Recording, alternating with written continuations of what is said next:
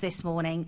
Can I now ask our clerk, Lauren Harvey, if any apologies have been received?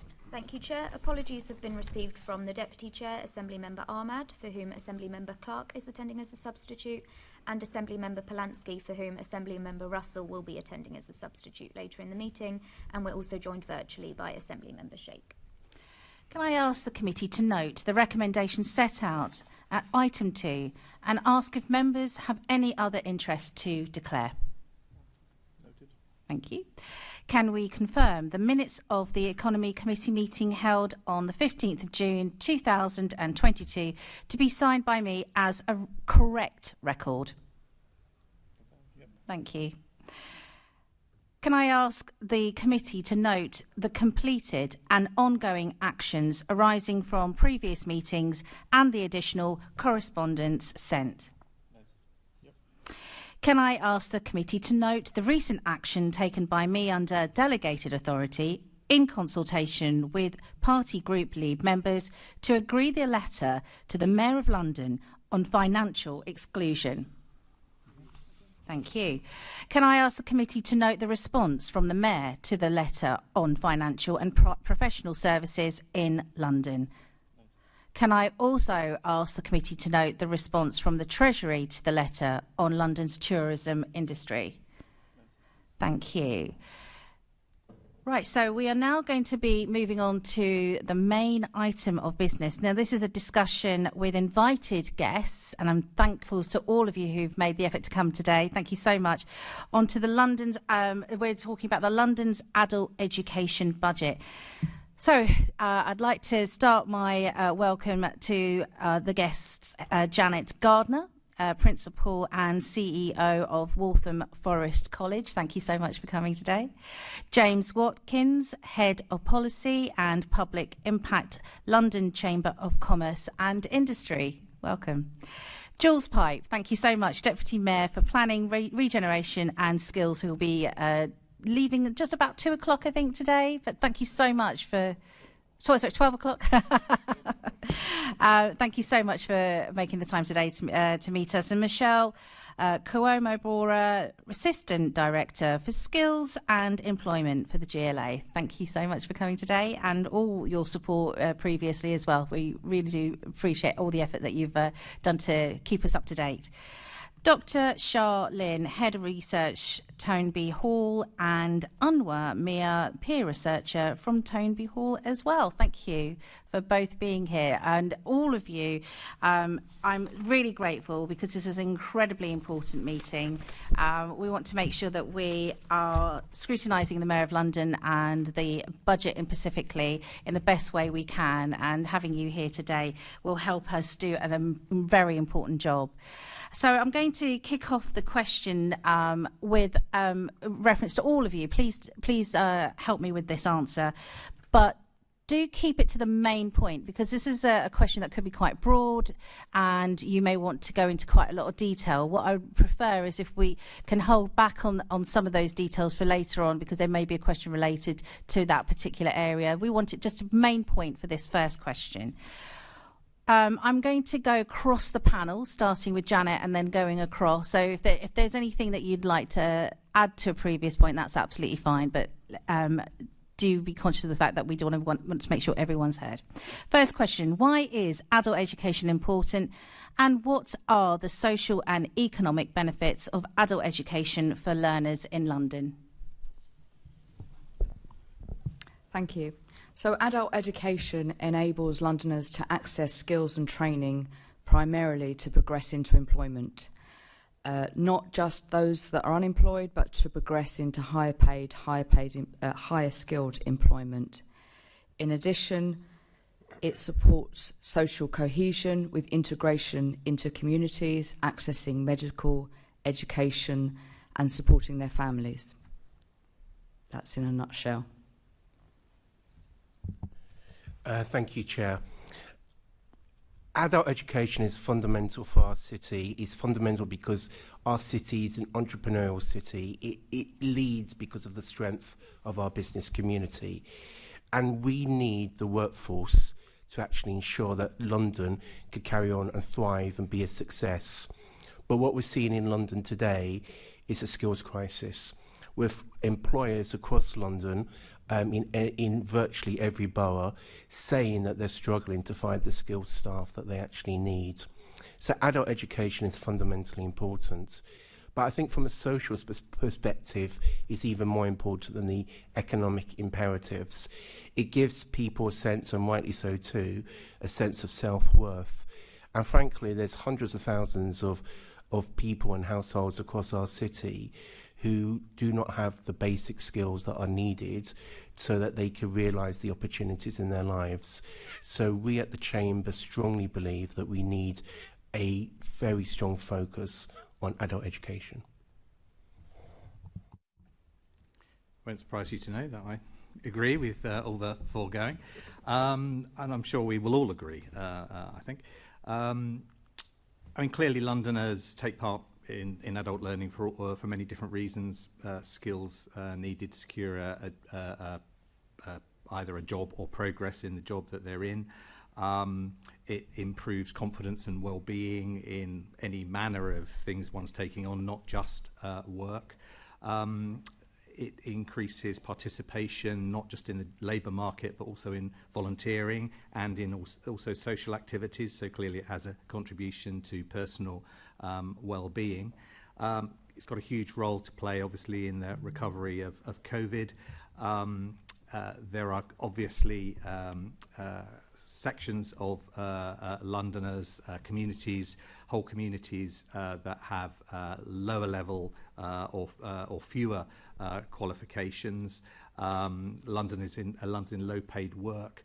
All those would benefit from upskilling, which one can achieve through further education, and driving participation in learning for these groups obviously is going to contribute to greater cohesion in the city. Thanks. I think it gets harder as you go down the table to say something different. But I think, you know, for me, adult education is hugely important. It's important for our employers, as we've heard. We need to have skilled people in the workforce. Not all of those people, not all of Londoners are fully equipped with the skills that businesses need, so it provides that opportunity. It provides an individual opportunity, either to move on to further higher learning, to increase your skills and hopefully get a better paid job, or to get you that vital sort of first entry into employment with those basic skills that you need to have. It also has a huge social benefit, both to individuals, where we know that many Londoners access adult education to provide services to support them with their English skills, whether that's ESOL as somebody that doesn't speak English as their first language, or whether that's actually just improving their literacy and numeracy rates as well. It helps parents from some communities through upskilling to support their children in school and their homework and help those young people. And it also provides opportunities to build confidence and, as we've already said, volunteering. So adult education, I think, provides a whole wealth of benefits across London society. We work with some of the most marginalised groups in London, and our experience is that both from the traditional adult education and also from the way that we train our peer researchers from the community to conduct research, to explore the issues of the community and talk to policymakers, for example. Both of these patterns, we found that adult education really helped to empower the marginalised groups in the community to have the power to improve their life and also to make contribution to a better society. Thank you. My name is Anwar. I'm one of the peer researcher, and I left school without any GCSE. At that time I had to provide for my families. And I was doing a lot of unsecure jobs as well, many unsecure jobs. And then later on in life, I realized actually I need to get some education to go in to get some better, proper job, something I really always wanted to do, go into health service, but I didn't have the qualification. But adult education has been really, really important for me. It helped me. I was undiagnosed with my dyslexia when I was at school, so I didn't even know I had dyslexia. But once I went to adult education, I was diagnosed with my dyslexia. My tutor helped me so much, and it improved my my confidence as well, and which I can provide for my family, you know. And at the moment I work for the NHS, I'm very proud. I went into adult education, and I know how important it is. And you know, everyone that I meet, and always say, you know, if you have the opportunity, if you have the time, take the opportunity, you know. And yeah, you know, you're never too old to learn, you know. So you know, so it's very important that adult education, you know, should support more people out there. Thank you. Anwar, thank you so much. What you've just said is why this meeting is so important. You've just demonstrated the life-changing impact that adult education can have on individuals like yourself. So we're going to be looking forward to hearing more from you later on. We're going to be moving now to the section where we're going to be focusing on the Deputy Mayor and Michelle with your input too. My question to both of you is this. What are the most significant reforms that the Mayor has made to how the adult education budget is allocated since it was delegated in 2019? And what has the impact of these reforms been on learners? Yeah, I think this is a really good question, because it does go to the heart of what has the impact of devolution been, what's been the point of transferring it to the DFE to the Mayor, and what's been done differently.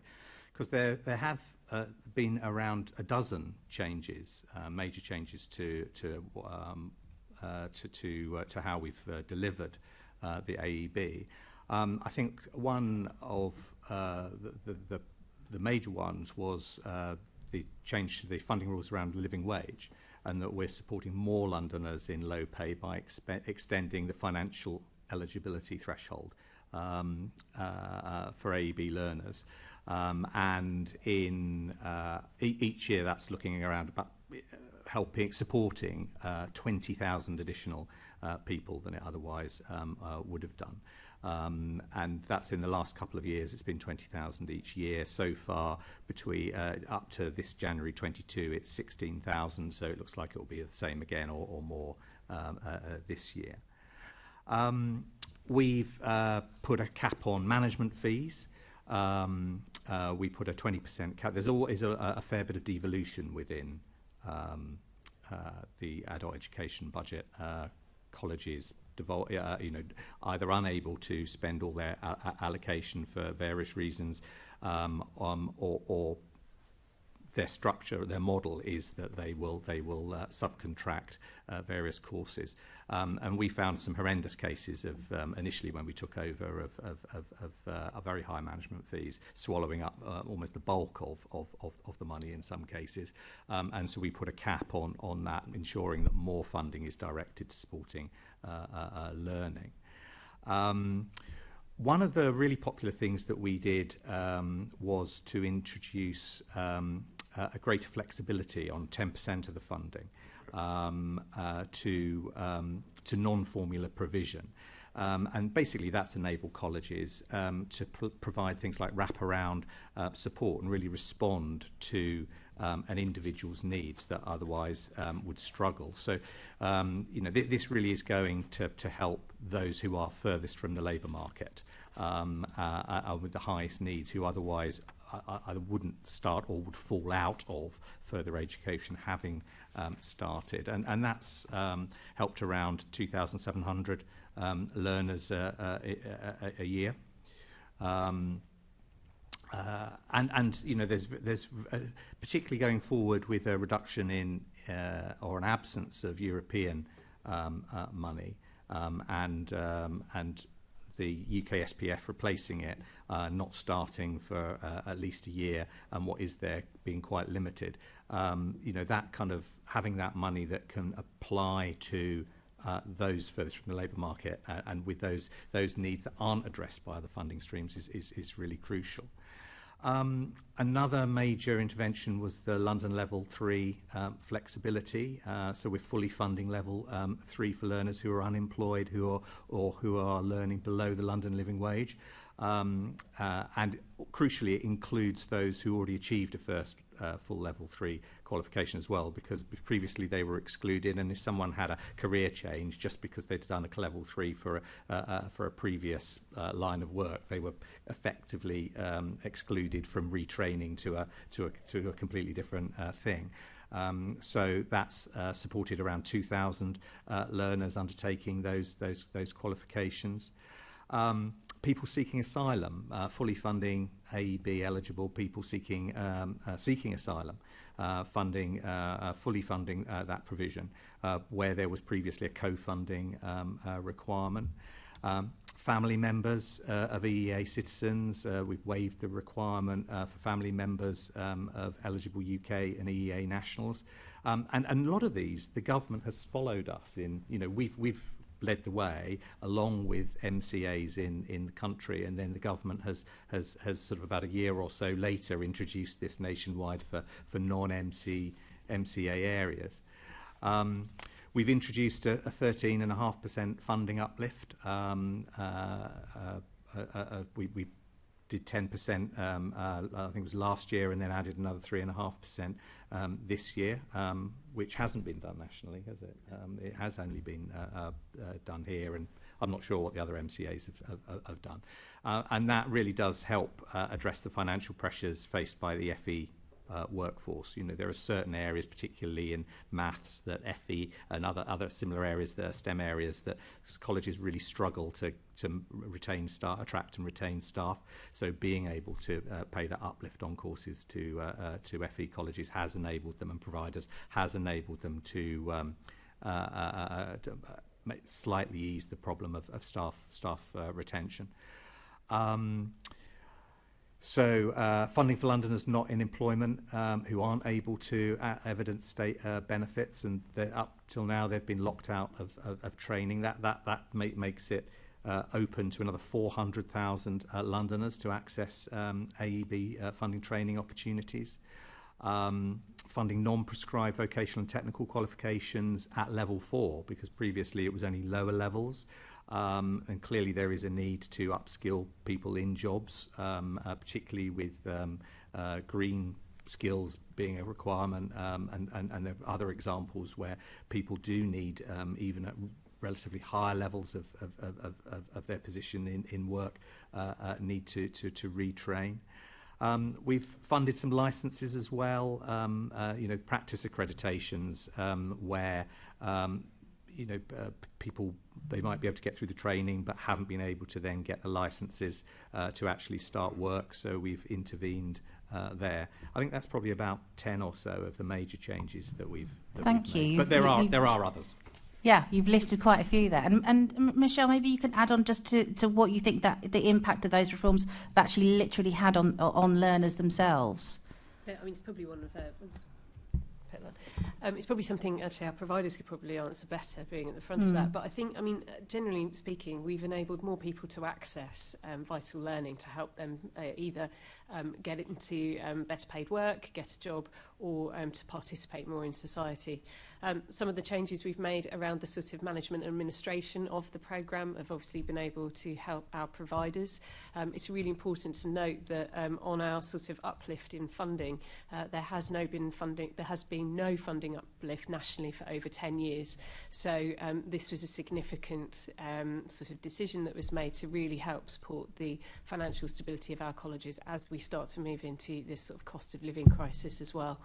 So I think the changes we have made have, in sort of two ways, helped our provider base, strengthened our provider base in London, supported those institutions, but really vitally it's helped more Londoners access skills training to support them in their lives.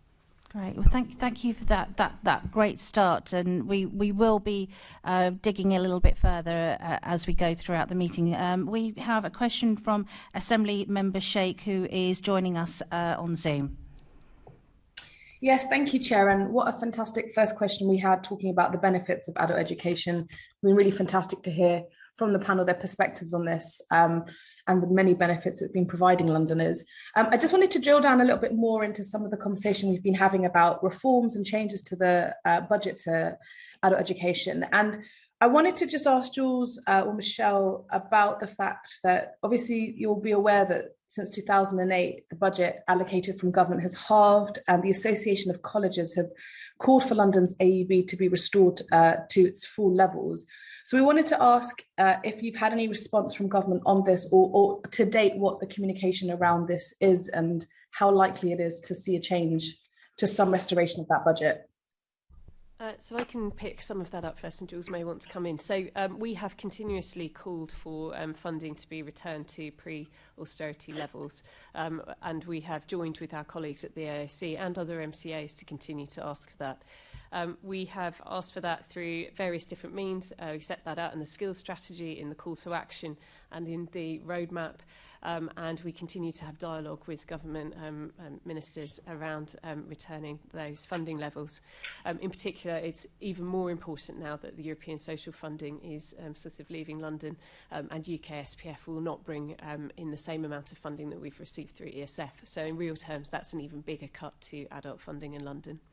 I think the response from government, we have obviously had a change of ministers in this area consistently over the last few years, but we haven't been able to convince them, I think, as yet, that additional funding should be brought into London for this area.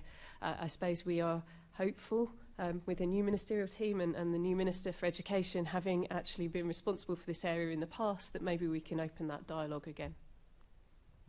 Fantastic. Thank you, Michelle. I'm not sure if you wanted to add anything to that, Jules. All I'd add is that even the conversation, to be fair to one or two of the junior ministers that we've had contact with over the years, that even when they have been enthusiasts, there hasn't been any traction with Treasury for them to actually come up with the money. Traction with Treasury. I wonder what skills are required to get that. No, that's fantastic. I mean, I'm sure you'll both agree, I'm sure the panel will agree, that, you know, particularly in the light of COVID and recovering, you know, employment and skills and buffering up the skills of Londoners is crucial. And I think restoration of that budget is a core part of it. So perhaps, and just my sort of second follow-up before I hand back to you, Chair, one of the things I know the Mayor has previously called for is whether, you know, if it's possible for the management and the administrative charges to come from an additional pot of money from government. So for me, this sort of almost seems like a way of, you know, attempting to create other solutions to the fact that the budget hasn't been restored yet to date. Has there been any progress in securing this particular ask? I mean, I can answer that and Jules can come in. So this is something that we were particularly vocal about when we received the delegation of the adult budget to London.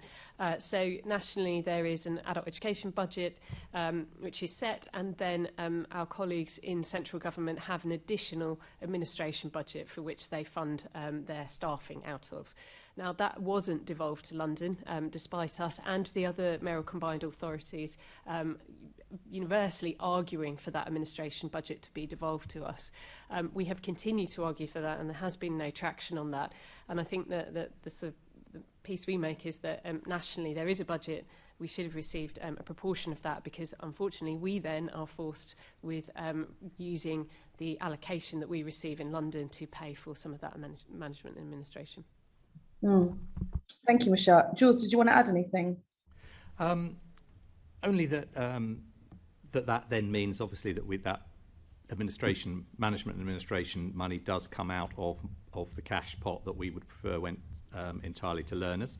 But the team does work very hard to minimise it. It's less than 3% of the budget as a whole, and that 3% is actually what's budgeted for. Often at the end of the year there is underspend of the order of £750,000, and that is returned to the pot and spent on learners.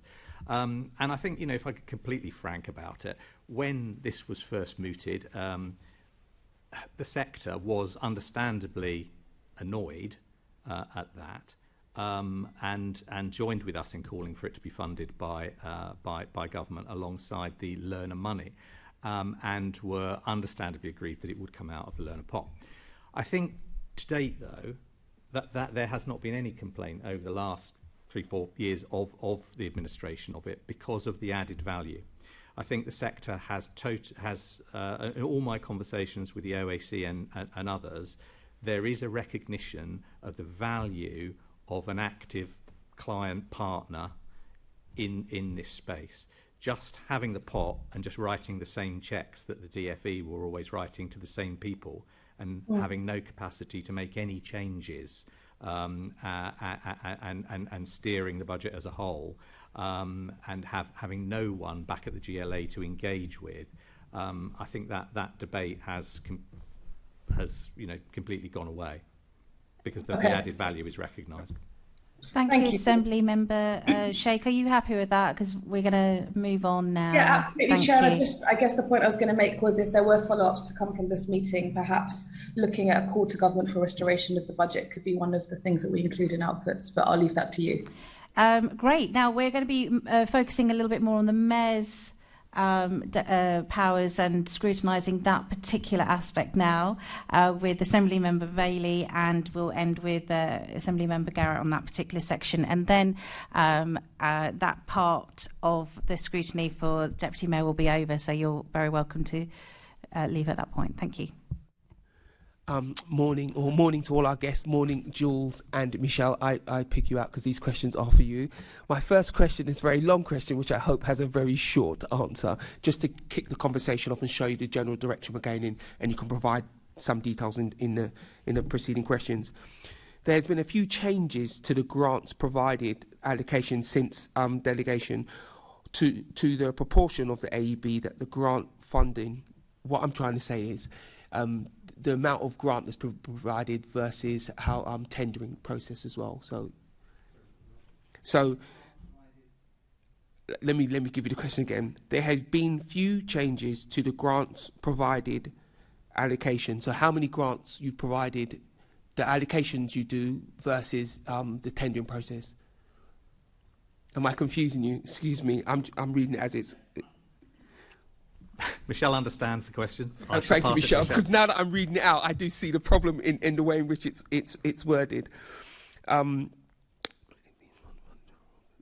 than openly procure, that's probably what the point is trying to get across. Why is this, and does the Mayor plan to make changes to these allocations in the future?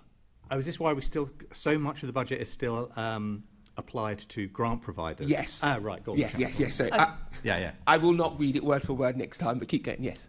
Okay, so there's two reasons for that. Firstly, we inherited a kind of system, in effect, and part of the conditions of us receiving devolution or delegation was to ensure financial stability across our providers. Now, that financial stability related particularly to our colleges and to a lesser extent, but similarly to our local authority colleagues who deliver the adult education budget. And so there was a very clear steer in terms of that.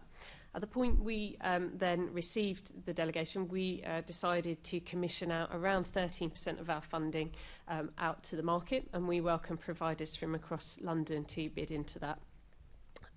We fixed that for 3 years, and that's partly because we use the commissioned activity to provide match for European social funding. So that enables us to deliver more European socially funded programmes. So we needed to fix that for 3 years. During this period, we have, however, reduced the number of grant providers that we have, so that would be our colleges and local authorities to a certain extent, and that's mainly because we prioritised, or the Mayor prioritised, providers that are based within London or the London fringe. So when we inherited the adult education budget, we had far more providers. Many of those providers were based entirely outside of London, up in the northeast, northwest, and may well have been doing some kind of remote delivery, but in effect we're taking on. I just want to make a point that that's the northeast of England, not the northeast of London. We're talking Newcastle. I did think that. Thank you. So we did make that decision, and we gave those providers a sort of rundown contract over 2 years and brought that funding back into London to reinvest back in. The commissioned activity that I said was fixed for 3 years is actually coming to an end as of next academic year, I believe, and we're about to launch a new commissioning round, which will go out in the autumn of this year, which we're just finalising the details on. But again, that will be to bring in partners into London. They would need to be London-based providers. That's something that we're very keen to ensure that those links with our communities, whether that's individuals or with business, are there. But we will be seeking to commission more activity in that area. It's also probably important to say that that's the kind of bulk of the funding, but throughout the last couple of years, the pandemic brought shock in the system, and it enabled us, with additional grants from government, to commission additional providers to do specific pieces of work. So we did bring in and we did commission more activity. So I think it's fair to say we have a balance. We have a great set of colleges delivering across the capital, and we have tried to bring in as many independent training providers and other types of providers as possible to support in other ways. Assembly Member Bailey, can Assembly Member Harani just come in very, very quickly, and then you can carry on. Thank you, Chair. Sorry, I wasn't going to come in, but something just came up which just reminded me of a conversation I had in my constituency last week with a subcontractor provider, and just wondering if there's scope to review this going forward, especially in cases where we know subcontractors can deliver and also have been crying out for, or have been saying they have more capacity to take on more and deliver more people into jobs as a result of this. So will this be something that you review when it comes to the next round? I mean, in terms of commissioning, the commissioning round is open. So as long as that provider is based in London, then we would encourage them to apply for the funding to deliver that, and we're setting out those priorities. I think there's a slight difference between subcontracting and widening our provision pool.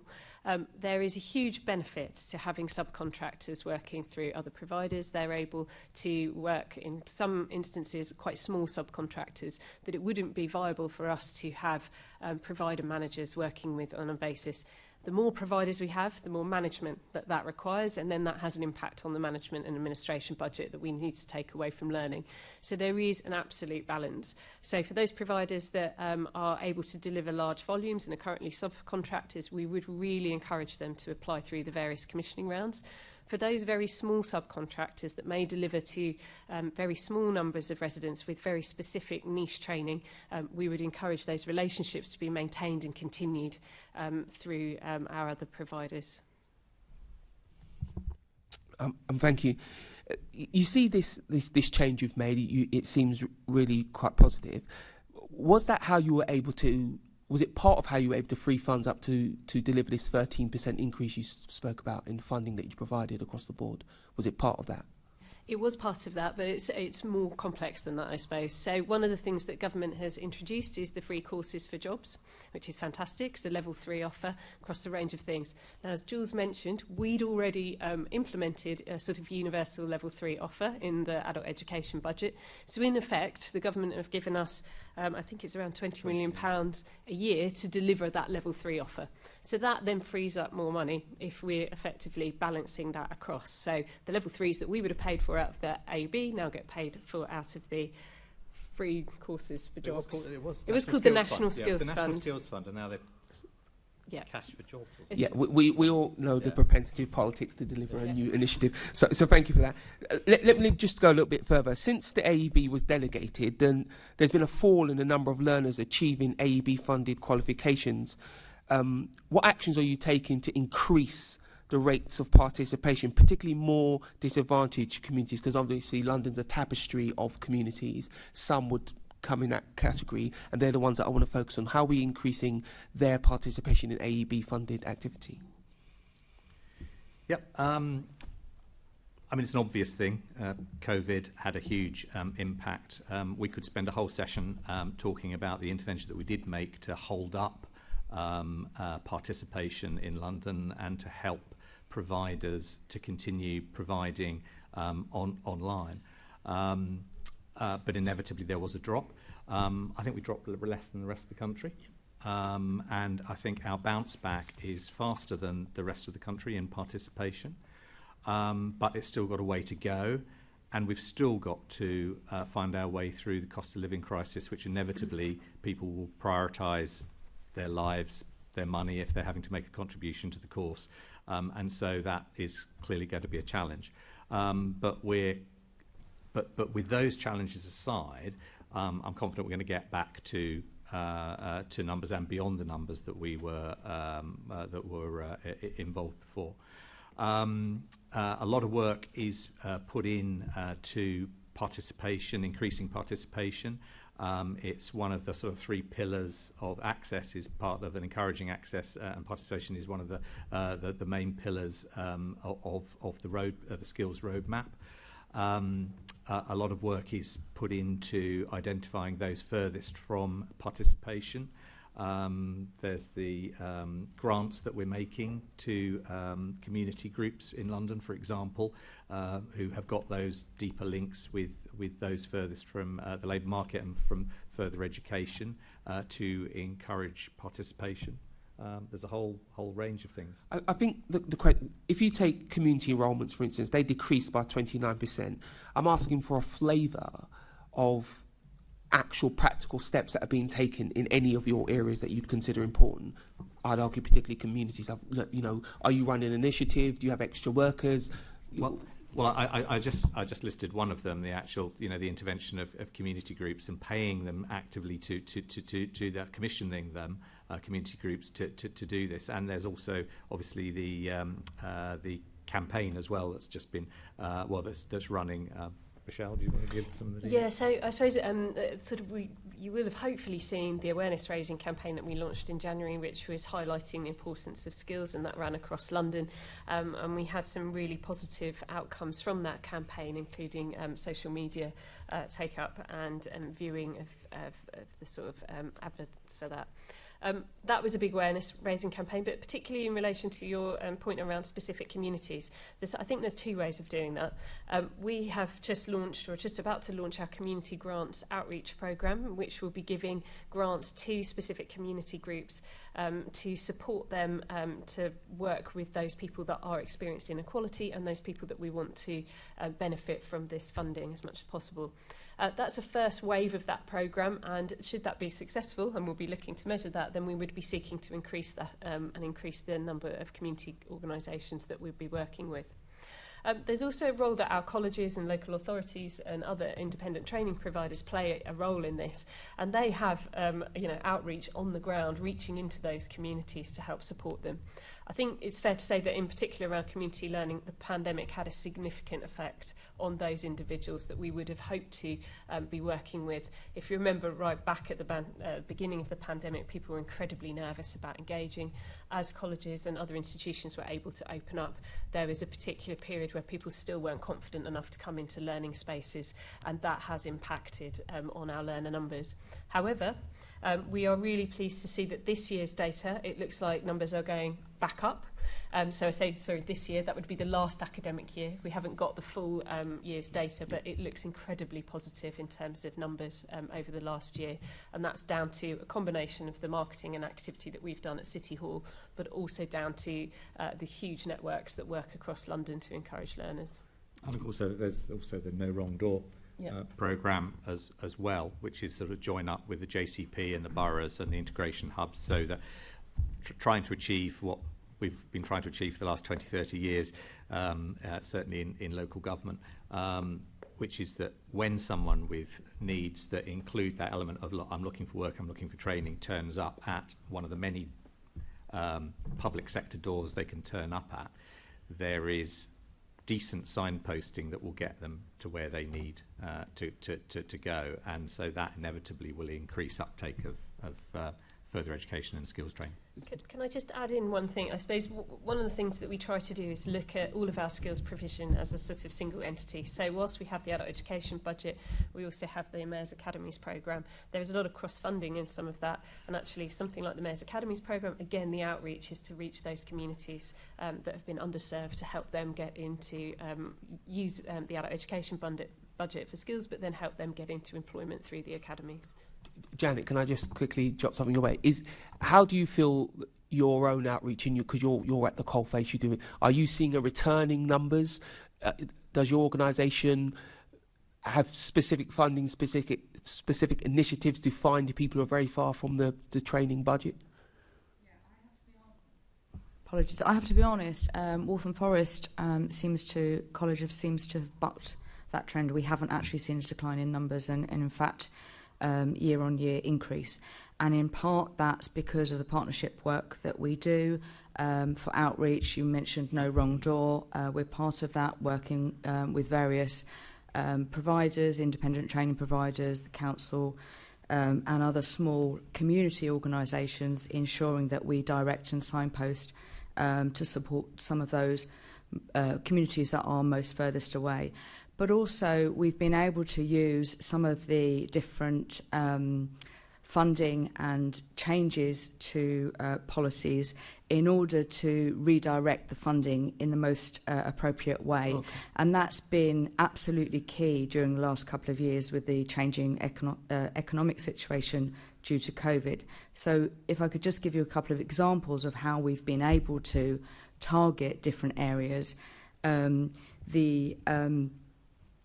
of the monies such as the Innovation Fund, the COVID response funding meant that we could target some of communities primarily focusing on the health sector to support people into work in the care sector and health, but also upskilling English and maths so that those working in lower paid jobs within the health sectors could upskill into higher technical roles such as technical roles, technicians, assistant nurses, etc., trying to support the shortfall and the crisis in London, particularly worsened throughout the pandemic.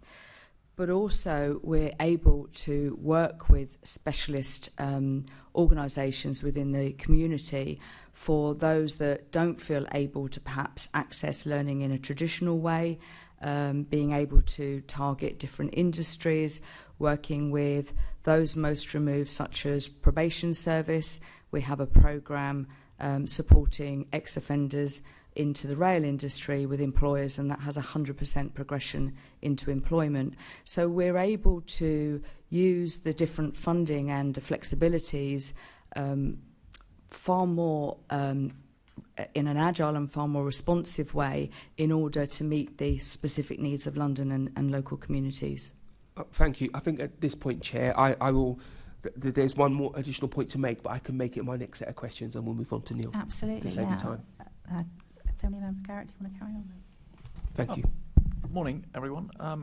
It's sort of one area I'd like to explore, really, which is something I think, Jules, I've asked you about before, which is this relationship between the providers and the employers and the students to make sure that people are actually pursuing an avenue that's likely to be fruitful and that is filling the gaps in the industry that we need, and of course which also is something that people want to study.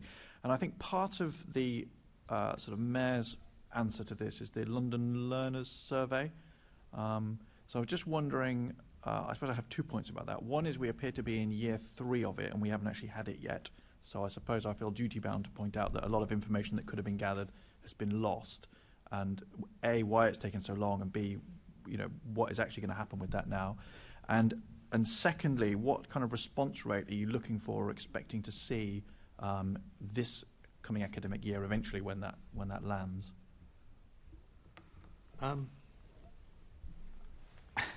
As I've said before, the London Learner Survey, it's kind of, in many ways it's very positive and innovative, but I've always said, in my view, it is only a sticking plaster compared to what could be achieved if there was complete transparency, although anonymised, of the data that exists on national database from HMRC as well as the individualised learner record. All those could be collated and then we could actually track, and totally anonymised, we could see the journey of people from primary school through to jobs and actually see what works. But we don't have that. Instead, what we have to do is what is, compared to that, a sticking plaster, where we ask starting learners to fill in a survey online, which we're working with providers to maximise that, but it's purely voluntary.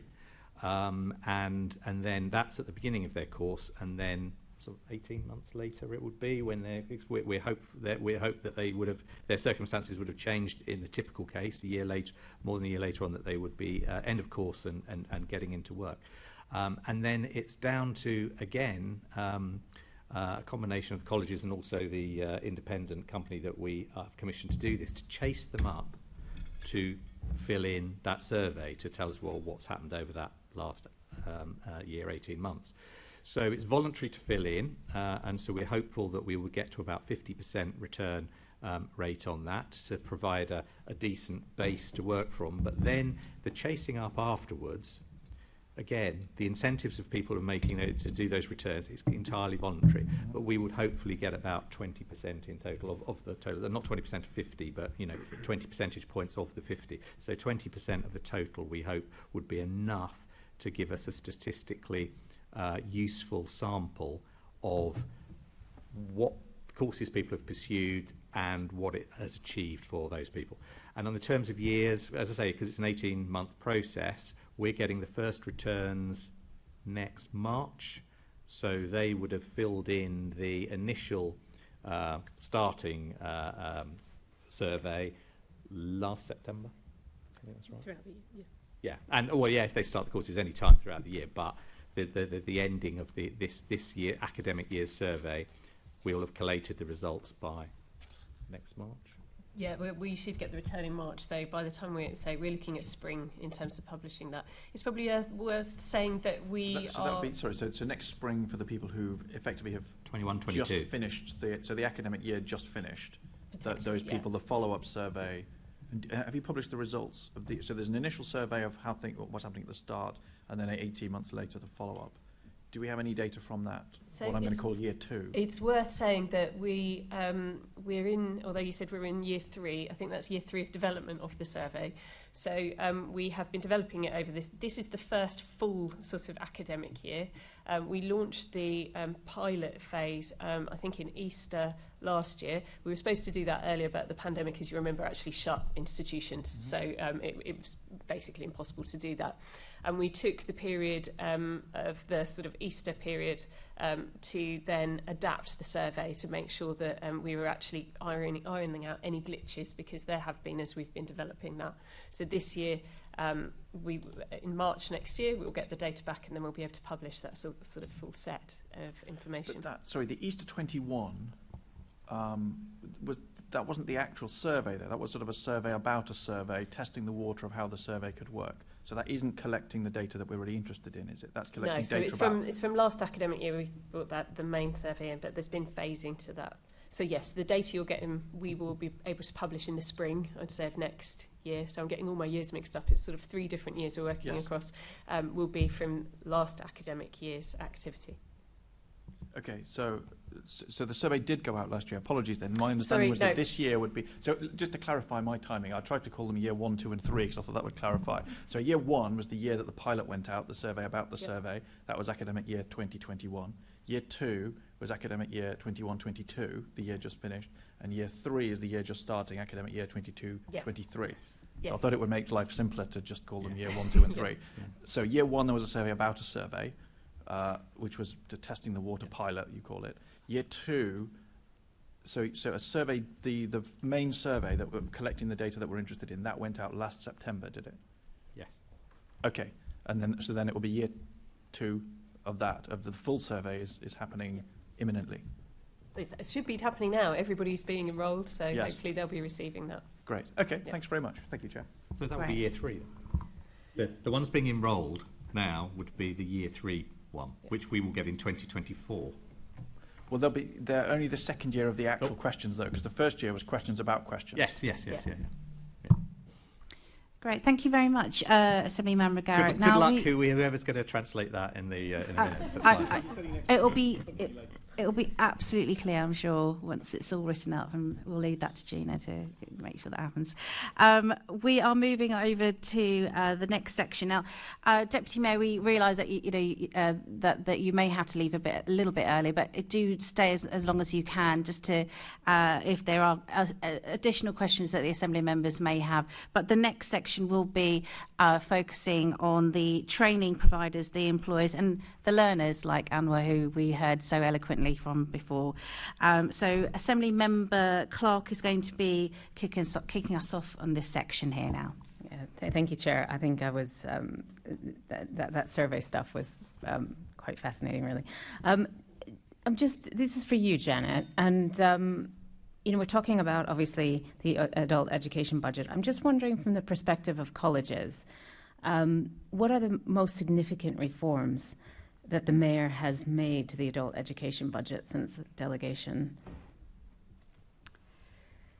I think Jules did a great job in listing some of them, and I won't pretend to remember all of them. But some of the ones that have been most significant have been the 10% flexibilities, the uplift to Londoners, which has been vital to the sector to retain, attract specialist staff and secure that provision, particularly for those hardest to reach. Also things like the changes to the minimum wage from 17 to 23 to access funding. This has been particularly useful for people that may have been qualified to level 3 or above in different areas, but particularly in COVID, through furlough and then risk of redundancy or actual redundancy, needed to retrain. That, for my college alone, meant that additional 800 learners per year could access training and funding to support skills directly into employment that wouldn't have been able to access it previously. That's just a few examples of some of the work. I mentioned earlier the Innovation Fund and the COVID Fund. Again, for my college alone, that meant that around 800 learners were able to be supported into employment, primarily around the health and care sectors, but also to upskill those in lower paid employment. That's really helpful. So with those additional learners, has that had an impact in the range of courses, and have the courses you're now offering changed?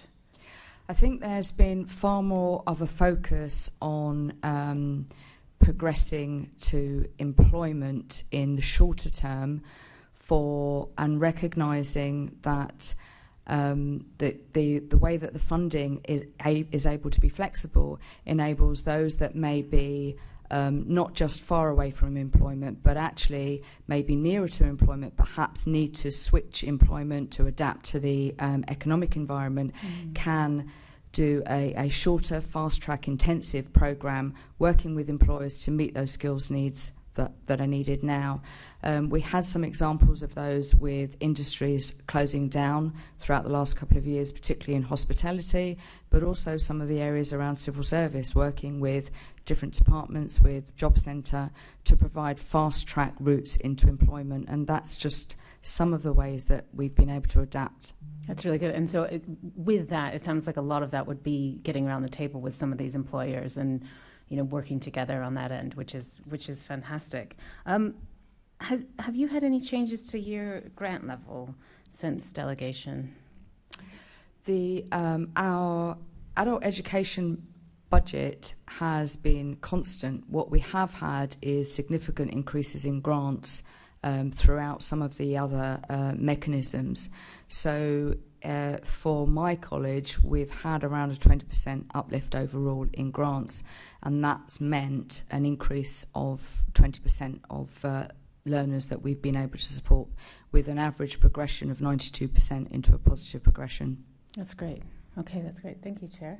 Really interesting stuff. Thanks. Thank you very much. We're over to Assembly Member Bailey, who's going to carry on. Yeah, and it's gone quickly.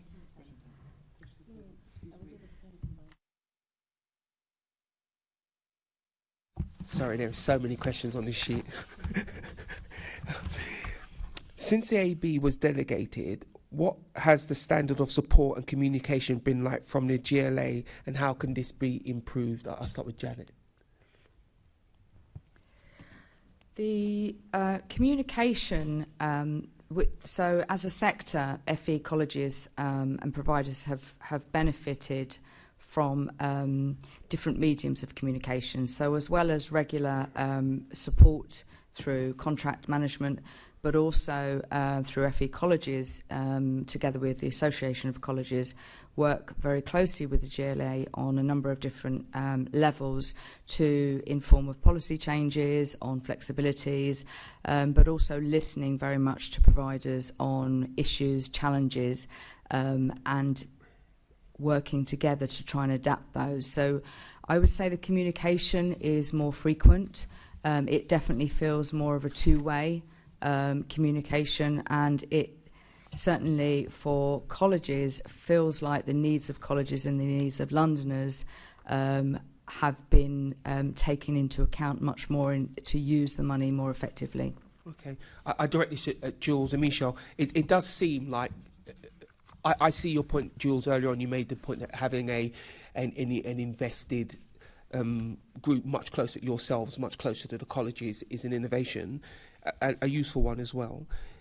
Do you think that you provide value for money? The amount you top slice off, are you satisfied that you have enough? Because I think Michelle made a comment that she would like to have all of the admin money, the traditional admin money, passed down, and that didn't happen.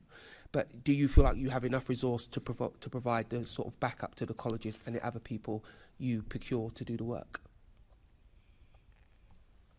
I think on any service, one could always do more with more. So, I mean, I applaud the team actually what they have to handle, particularly the peaks and troughs in commissioning that happen, and the way they have to flex with when the government introduces an initiative, lump of money comes in, there are quite severe timetables sometimes of getting this out of the door, and yet there still has to be a process, so we're not just shoveling it out without accountability, and a lot of work has to go in with that, and that's sometimes why the management budget has flexed a bit to take into account some of those additional funding streams that we get from government. But as I say, it's pitched at around 2.5% at the moment, and I think on European funds, it used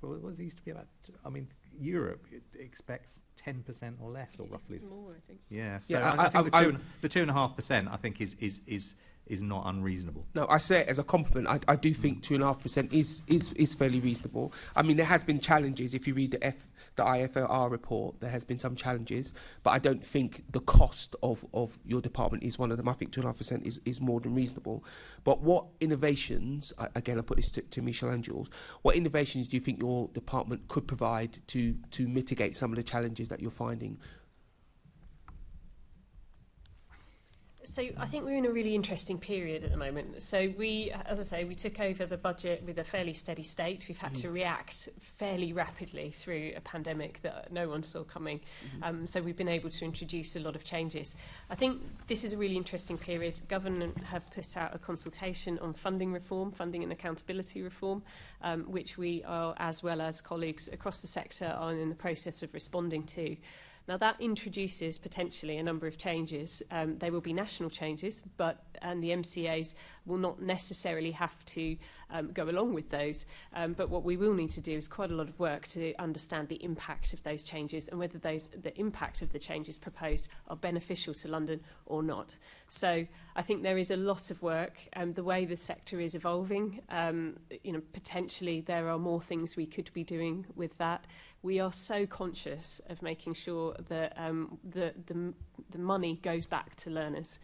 So anything we do, we have a significant kind of checks and balances over, is this the right decision to be made? If we need additional resource, is that really for the benefit of London, or is that just that we're looking for more resource? And we're very, very conscious of that. But we're in an interesting period, I think, at the moment, with potential significant changes taking place. So do you feel like you have the capacity to take on this significant piece of work that's coming down the line? We hope we have capacity at the moment. We don't fully understand the implications of the changes, and that's primarily because government haven't set that out at the moment. That consultation, hopefully, as that develops, will give us a better understanding of what potentially we may need to do if we choose to take on some of those changes. And on a slightly tangential note, for some of the colleges, again, responding to the IFR report, who said the communication had been challenging and they weren't always getting the answers they needed, are you doing a piece of work to either support them to understand what you're saying to them, or do you feel like you need to expand the service? I think there's more of... the work we've been doing is actually with the existing staff. So making sure that the delivery managers who are out and about talking up to our providers are fully tied into the policy changes that happen in a different part of the unit. So I have a strategy team who work on the policy. So there's a lot of work to make sure that communication flows are going through the right people, and making sure that the delivery managers are out and about and understand those changes. I actively speak to college principals very often. I work very closely with the AOC, so we're trying to increase that communication as well. So I think there's always ways of improving things. We absolutely, I think, have done, well, I would say my team have done a brilliant job over the last couple of years in circumstances that we never foresaw when we took on this budget. So they have all worked incredibly hard, but there's always more you can do in terms of making sure messages are getting through to the right people and that we're building those relationships. Okay, thank you. Chair. Assembly Member Garrett. Hello, returning to my theme, if I can ask you, James, about this question about whether this whole process is providing the skills that employers need. So in your view, is the adult education system in London delivering the skills that employers are looking for, or particularly that they need? Yes, sir. Thank you, Assembly Member. I would say that, and talking to our members, there's good progress being made. There are good FE providers, as we've heard from Janet and others. But frankly, there's a long, long way to go. And we've undertaken a survey work, and there's actually survey work being undertaken right now as we speak with businesses across London, and that will be announced, our survey, shortly. But the latest details that we have is at least 35% of London businesses have stated that they do not think the education and training provision on offer, either from central government or at a local level, fits the needs of their business. 23% said that they do not see the training provision as offering any benefit to their business. And that's why we welcome the decision of the GLA and the Mayor and the government in working together with the local skills improvement plan. My chamber, alongside Business London, the CBI and the Federation of Small Businesses, are working together to have a more of a demand-led approach to skills, and hopefully that will lead to a step change going forward. So are there particular areas that are missing? And I suppose what I'm conscious of is that there are probably chronic shortages. Well, no, there are chronic shortages that have existed for a long time, but there are also sort of new shortages that have come out since the pandemic. So if you talk to the hospitality industry, they'll tell you about security, for example, which is much more of a new problem. So the shortages you're talking about, is that a mixture of the chronic and the acute, or is it particularly one more so than the other?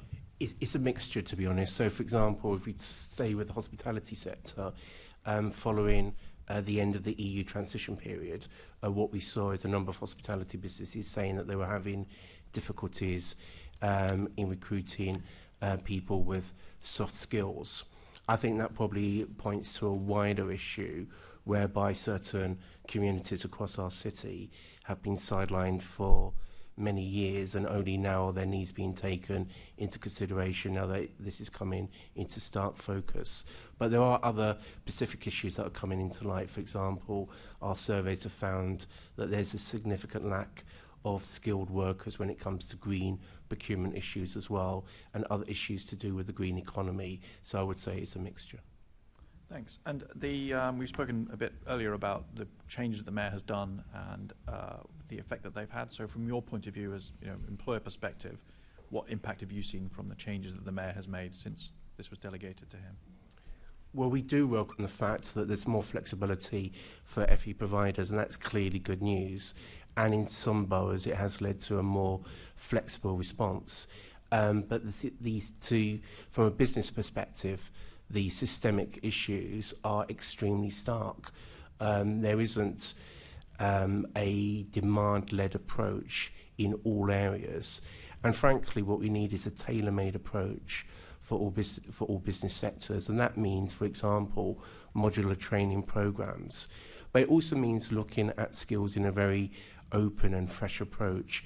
It's not just training for somebody to get a job, but bearing in mind that London is built on entrepreneurialism, it also is empowering individuals to set up their own business and give them that enterprise training and support as well. We think that is a gap in the training provision, not everywhere in London, but in certain areas of London.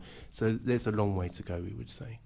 Okay, you mentioned there about sort of different areas. So has the delegation to the mayor, has that helped in terms of localising provision in different parts of London? Because obviously different parts of London have different demographics, different natural industries that exist in those areas, which might in turn generate different training needs.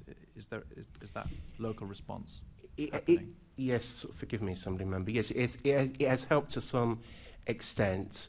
But to be fair, we recognise that the Mayor and the Deputy Mayor has had to deal with a once-in-100-year event which coincided with the devolution of these powers. So we more than understand they had to deal with the immediate issue of supporting the FE sector and to have that flexibility in place. But now that hopefully we are past the urgency of the pandemic, that's why this local skills improvement plan led by the major business representative organisations in partnership with the Mayor, the Deputy Mayor and the government will hopefully lead to a more nuanced and tailor-made approach going forward. Okay, and just finally, I don't know whether you talk to chambers of commerce in other parts of the country where there are obviously a similar delegation as we heard about earlier. I don't know if there's any sort of thoughts on how London is comparing, whether there are lessons to learn from what's going well or not so well elsewhere. Yes, the British Chambers of Commerce, which we are members of, are doing excellent work in this field, and I think it's fair to say that I think London is ahead in the field in terms of the fact that this devolution did happen and coincided with the pandemic. But I would say that there are good examples. I think we've seen that, for example, in the West Midlands with the combined authority there. We've seen that. We definitely have seen it to some extent in terms of Greater Manchester. We're hearing good reports from the chambers there. So I think there's a lot that London could learn from other combined authorities, absolutely. Okay. Thank you very much, James. Thank you. Thank you, Assembly Member Garrett. I just want to bring in a question that's related to what we were just talking about before, about reforms. What further reforms would you like to see with the way the adult education budget is being spent, James? And also, Janet, to you as well. Thank you, Chair. I think the reforms have to be focused on that tailor-made approach.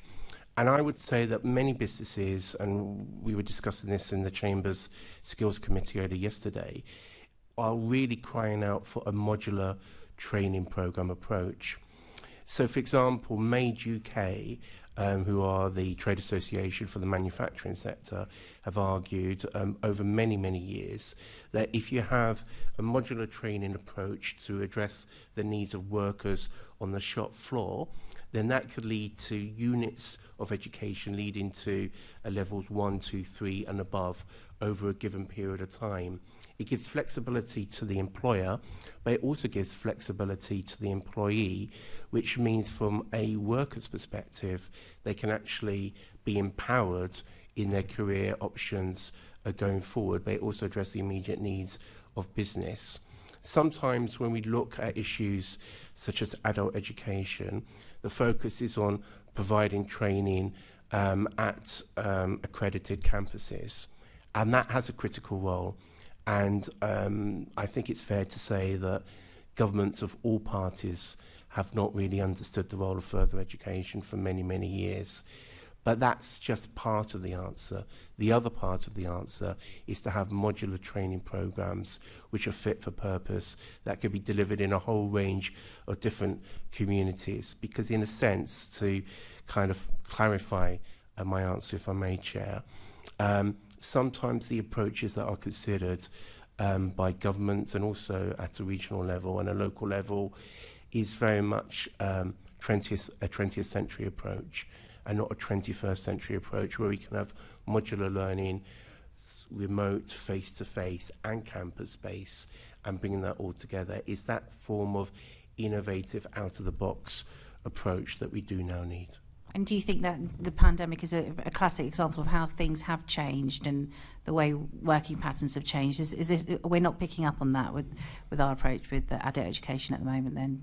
I don't think we are, Chair. I think the discussion that we've had so far in this session is very much, and rightly so, focusing on dealing with the immediate implications of the pandemic and dealing with the emergency during the pandemic. And in my view, the Deputy Mayor and the Mayor made the right decisions in dealing with that emergency.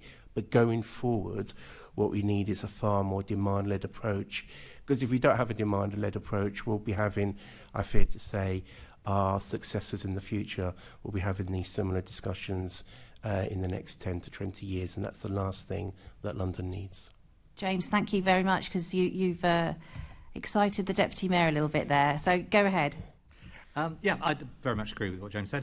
I think going forward, the Academies programme makes a contribution to this, to what James was saying, because there is an element of co-design effectively within the Academies programme, that it is bringing together employers and colleges, providers, to create those pathways that I've talked about before, about getting someone trained up and actually into a job. And it's inevitable that in that process is going to throw up, it's going to require the parties to work together to design courses that actually achieve those outcomes. We're paying £6 million in effectively bonus money to colleges, to providers, to once they actually get someone into a job. So they're already keen to get people qualified into jobs, but we're adding that extra incentive. The Academies programme, and James rightly talked about sort of prioritisation in those areas, crying out for staff. We've got that in the Academies programme, looking at hospitality, looking at green, looking at social care and health, and creative and digital.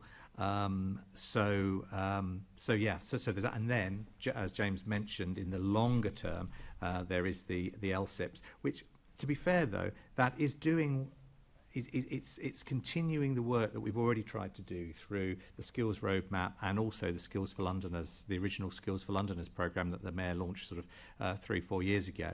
That it's about bringing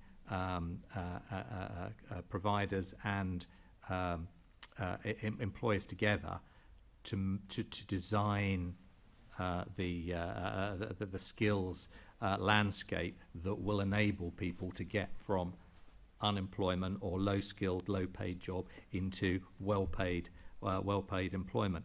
And the final thing I'll say is that one of those, one of the elements of the Academies programme is the accreditation, which is about highlighting those providers that are offering training that employers will value, and moving away from that thing of someone leaving college, whatever they're trained in, and an employer looking at them going, no, I'm going to have to start their training all over again once I employ them because what they've been taught doesn't meet my needs.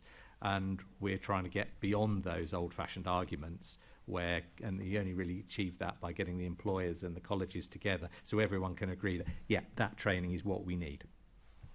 It's important to hear from you too, Janet, but Assembly Member Bailey just wants to have a quick question. A very short question. It's clear to me that everybody has the same goal, providing training that is then useful in the employment market. But is there a lag between what businesses want and what can be provided? Because everybody is trying to reach the same goal. We appear not to be reaching that goal. Where's the shortfall? What's the bit that needs to be shorted? Because listen to you speak, Jules. Getting employers together, and college together seems to be happening, but we're not driving the outcome. So, in a sense, James, do you feel like the training isn't changing quick enough, or we aren't getting the message back to the colleges quicker? What's happening?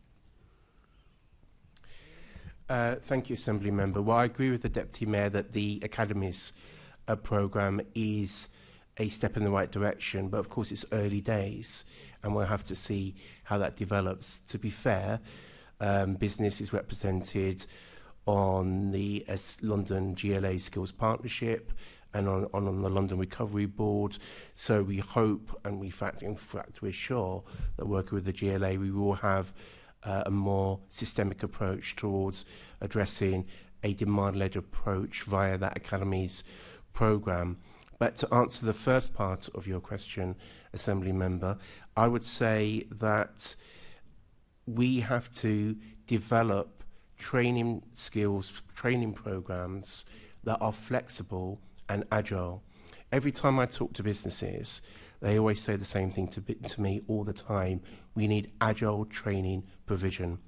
And that's at the heart of addressing this skills crisis that we clearly we do have in London. And I would argue to this committee, it is a crisis. And that's why many businesses, obviously the number one issue for many businesses right now are energy prices. But beyond that, what they're saying is they're having trouble appointing skilled people who can actually fill the skills gaps in their businesses. If we had a more agile approach using modular training programs in the way that the Deputy Mayor was outlining in terms of academies, that would make a huge difference. We recognise that work has been held up because of a once-in-100-year event with the pandemic, but that's the ambition that we must have, not just in the long term or the medium term, but quite frankly in the short term as well. Thank you. I'd really like to bring Janet in as well. What reforms do you want to see? Thank you. I would agree with everything said beforehand in that I would like to see more ability to be flexible for a bespoke response. At the moment, we have the benefit of 10% flexibilities within the funding. That funding rate is below that of accredited qualifications, which means that our ability to be flexible and responsive could be more if that was brought in line. There is a lag sometimes, and that's primarily around the awarding organisations and the accredited qualifications keeping up with the changes of requirements. In part, being able to be more flexible and responsive with how we use that money and training can mean that we can bridge that gap and change very quickly. So if I can give you an example around the Academies programme in Green. So at Waltham Forest College is working with an employer around electrical charging installation. We have designed the programme upskilling the employer's staff but also college staff so that from now on all those students that have been trained in construction are also able to install electrical charging stations, which is a requirement now in all new housing developments. So that isn't part of the traditional qualification, but it's about being responsive to the emerging green technologies and the needs of the employers. That the difficulty is the needs change very quickly, and therefore we need to be responsive. We can't rely on accredited qualifications, and so I would urge that the flexibilities within the funding can be increased and can be in line with the funding that you would receive from an accredited qualification, not below, that would give us more ability to be responsive and agile quickly. Thank you. This has that's such a crucial part of this conversation. Thank you for both of your contributions. We've got some questions now from Assembly Member Russell, who's going to continue on. Thank you very much, Chair. I just want to go back to something James said in answer to Assembly Member Garrett about the shortages of skilled workers in green procurement. We've just heard a very good example about the electrical charging infrastructure. But this is probably a question for Jules, actually. I understand that the Mayor has in his pathway plan for London to reach net zero by 2030 a need for more people to be trained to insulate homes and also to install heat pumps. And so I'm just wondering how that need is being factored into the work of the AEB. And so it'd be interesting to hear from Jules, but then possibly also to hear from Janet, who may have some views on that too. Academies and boot camps again. And delivery plans. And the delivery plans that we agree with colleges, yeah.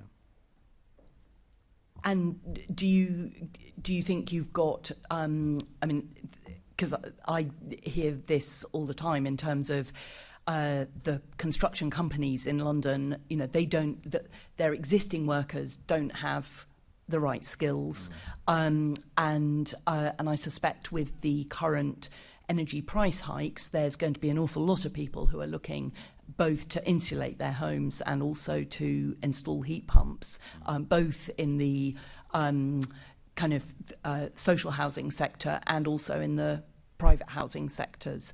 So are you confident that you've got plans in place to skill up at the scale that is required, that's going to be required?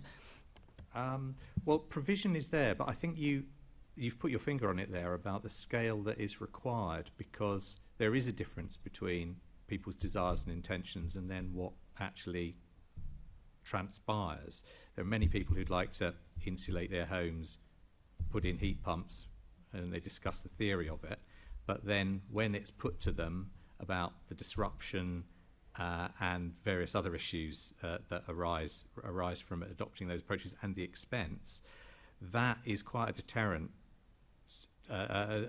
to firms taking on those staff. And if they're not actively seeking to take on those staff, then the colleges aren't going to expand provision and gear up. So it's a lot of the particular area that you're understandably raising is demand-led, and aspiration is not the same as demand when it comes down to firms hiring people and that not having a knock-on effect to the colleges making that provision available. And that I think that's a very interesting point to explore about how colleges, the difficult position that colleges are put in about wanting to move and be a first mover and provide those courses, but they would also need people to be actively seeking those courses, both employers and would-be employees. So, the demand needs to be... Well, it's not about stimulating demand because the aspiration is there. It's overcoming the practicalities that stand in the way of the retrofitting that needs to happen. Mm-hmm. I mean, I think the scale of energy price hikes, I mean, certainly I'm councillor in Islington and seeing what's happening in terms of council energy procurement, there is going to be a huge amount of incentive to start insulating council homes so that they are less leaky and heated in a way that is going to be affordable for the people who are living in those homes. And hopefully we're going to be seeing some action from the new government also about helping stimulate that demand. But perhaps, Janet, did you want to add something from your perspective? Yes, we've talked a lot about emerging skills and skills shortage, particularly in those green and emerging technologies. But actually, many of those jobs are not yet exclusively for those. And what we're finding is employers need a workforce that are trained both in the traditional skills, but also are acquiring those new and transferable skills as the technology evolves. Jules is absolutely right. There is a desire, but actually the availability of some of the technologies such as air source heat pumps and other more renewable energies is still fairly limited to the average householder and very costly. But it's about equipping people in those traditional trades to be able to start delivering those emerging skills as and when. Many of those employers can't afford to just employ one person who occasionally does a retrofit. It's actually the traditional skills that they can do and rather than either or, and that's what we're trying to compensate for. Just talking about energy increases, I think part of the support would benefit from investment in facilities and equipment. Colleges particularly rely very much on working with employers and some employers to subsidise or support the facilities and equipment in order to train students or learners on some of those new technologies. And I do just have to add, with the rising pressure of energy is not just for that affects homeowners and businesses. My college alone is seeing an 8-fold increase in energy costs. meaning that an additional £1 million on top of that budgeted is now going to be taken away from investing in skills for Londoners to pay energy costs. So it's a pressure that we're feeling all along. I think it's because that pressure is going to be felt across every part of the system of London functioning as a city, that these skills are so important. And I mean, just looking, we've got in our briefing, there's a table which shows a breakdown of AEB courses by sector for London. And when you look at sort of adult skills, there's sort of 26,000 learners in health and public services. You've got 88,000 in preparation for life and work, 16,000 in business admin, finance and law, and also 16,000 in information communication technology, all important things. But then construction planning and the built environment, just 7,800. And so I think my question is sort of to Jules, as a representative of the Mayor, is there an ambition to really scale up on those kind of construction skills so that we can sort of, because every building, every public building, the building that these people are learning in is going to need retrofit, is going to need to rethink how it's heated. This building, it's a huge job, and also if the economy is going to suffer from these energy price hikes, this is one area where we could be creating a huge number of new green jobs for Londoners if they can get skilled up and trained. The short answer to your question is a simple yes, because does he have the ambition? The practical sort of manifestation of that, I would say, is in the London plan and the requirements, the energy requirements of new construction, that we make of new construction. That is clearly stimulating demand that will have the knock-on effect to exactly what we're talking about. But obviously planning doesn't affect retrofit to a great degree. And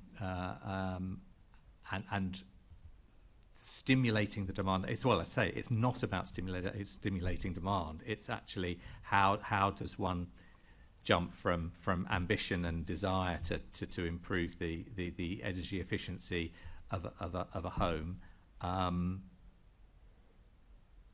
to making that leap, because when you think of all the private sector households, we've touched on what the public sector is inevitably going to be doing with its housing stock, but the enormous amount of homes in the private rented sector are a huge problem, and there are very few levers which we have to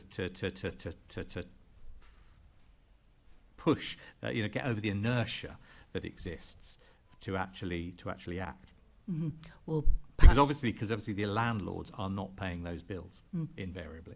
I mean, perhaps that's something, Chair, that this committee could be asking this new government for some thoughts about how to help in this area, because I think it would be something it might be worth writing about. I'm really keen to do that, and you'll be pleased to know that I've actually written some written questions on this particular subject too. So we're on the same page here. So yes, happy to do that. Okay, I will continue with these questions. So this next question is for James.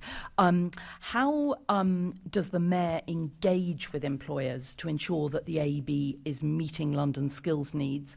And is there anything that you feel he could do to work more closely with employers? Thank you for that question.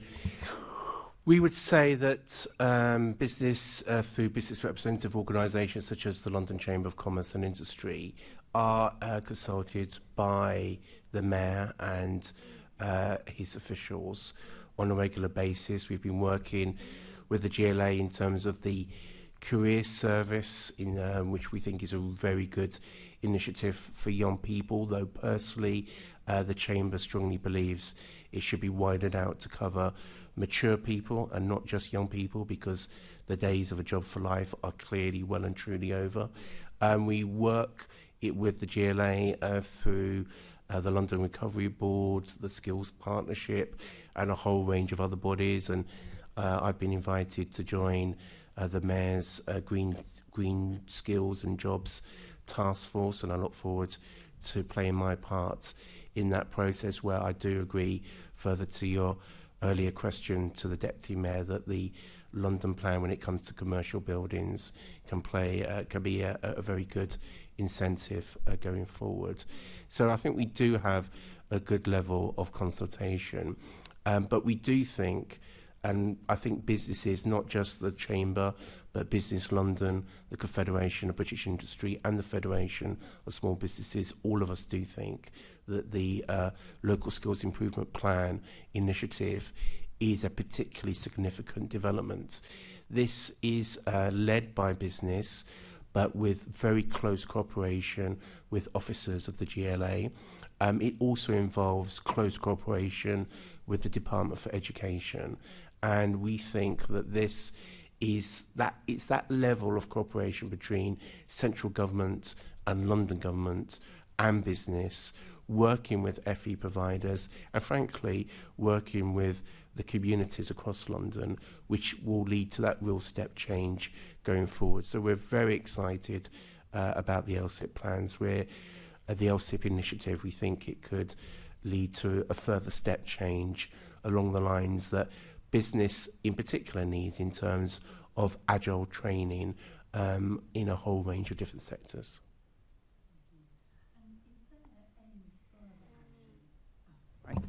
Is there any further action that London's businesses would like to see the Mayor take to ensure that the AEB is meeting the capital skills needs? So just beyond what you've just said. No, thank you. I think the direction of travel is that we do need a very flexible approach to training delivery, and that, to give you an example of some of the issues that I haven't yet mentioned. I know the London Chamber of Commerce and Industry Chief Executive, after speaking to our members, have made this point at the London Recovery Board fairly recently, that in terms of the issue of soft skills, which a significant number of people need support on for no fault of their own, but because of economic and social circumstances beyond their control, there could be some initiatives that can be considered, for example, working with City Lit and other institutions with very short-term soft skills programs. To be fair, a number of FE providers do this already, but we think there could be a step change in that direction. So I think there's a whole number of issues that we think that the Mayor could consider, but I should emphasise that we do have a positive working relationship with the GLA, and we hope that the ideas of business will be taken on now that we're past the urgency of the pandemic. Thank you. And yes, it's good to hear everyone's working constructively together. Assembly Member Russell, Michelle would just like to come in very quickly. Yes. Yeah, I just wanted to come in really to support James's points about how we work with business on the adult education budget. Business are absolutely a key stakeholder in this for all the reasons we've heard. We need people to go into jobs, but we need those jobs to be there based on the provision that's delivered. So we work very closely. Deputy Mayor Rajesh actually supports this work through the London Business Partnership, and James sits on that board. But we also meet with employers in various different ways. The Mayor's Business Advisory Panel, actually, again, the Mayor meets with them to discuss, and we've made changes based on their advice. So, for example, the hospitality sector wasn't considered one of our key academy sectors in the beginning, but following various conversations with that board, as well as separate sector conversations, obviously hospitality has been brought in as one of the Mayor's priority sectors, and therefore we have been able to direct adult education budget funding towards that. It's also fair to say that we have consulted on an annual basis since we took over the adult education budget, both with providers, community groups, but also with business.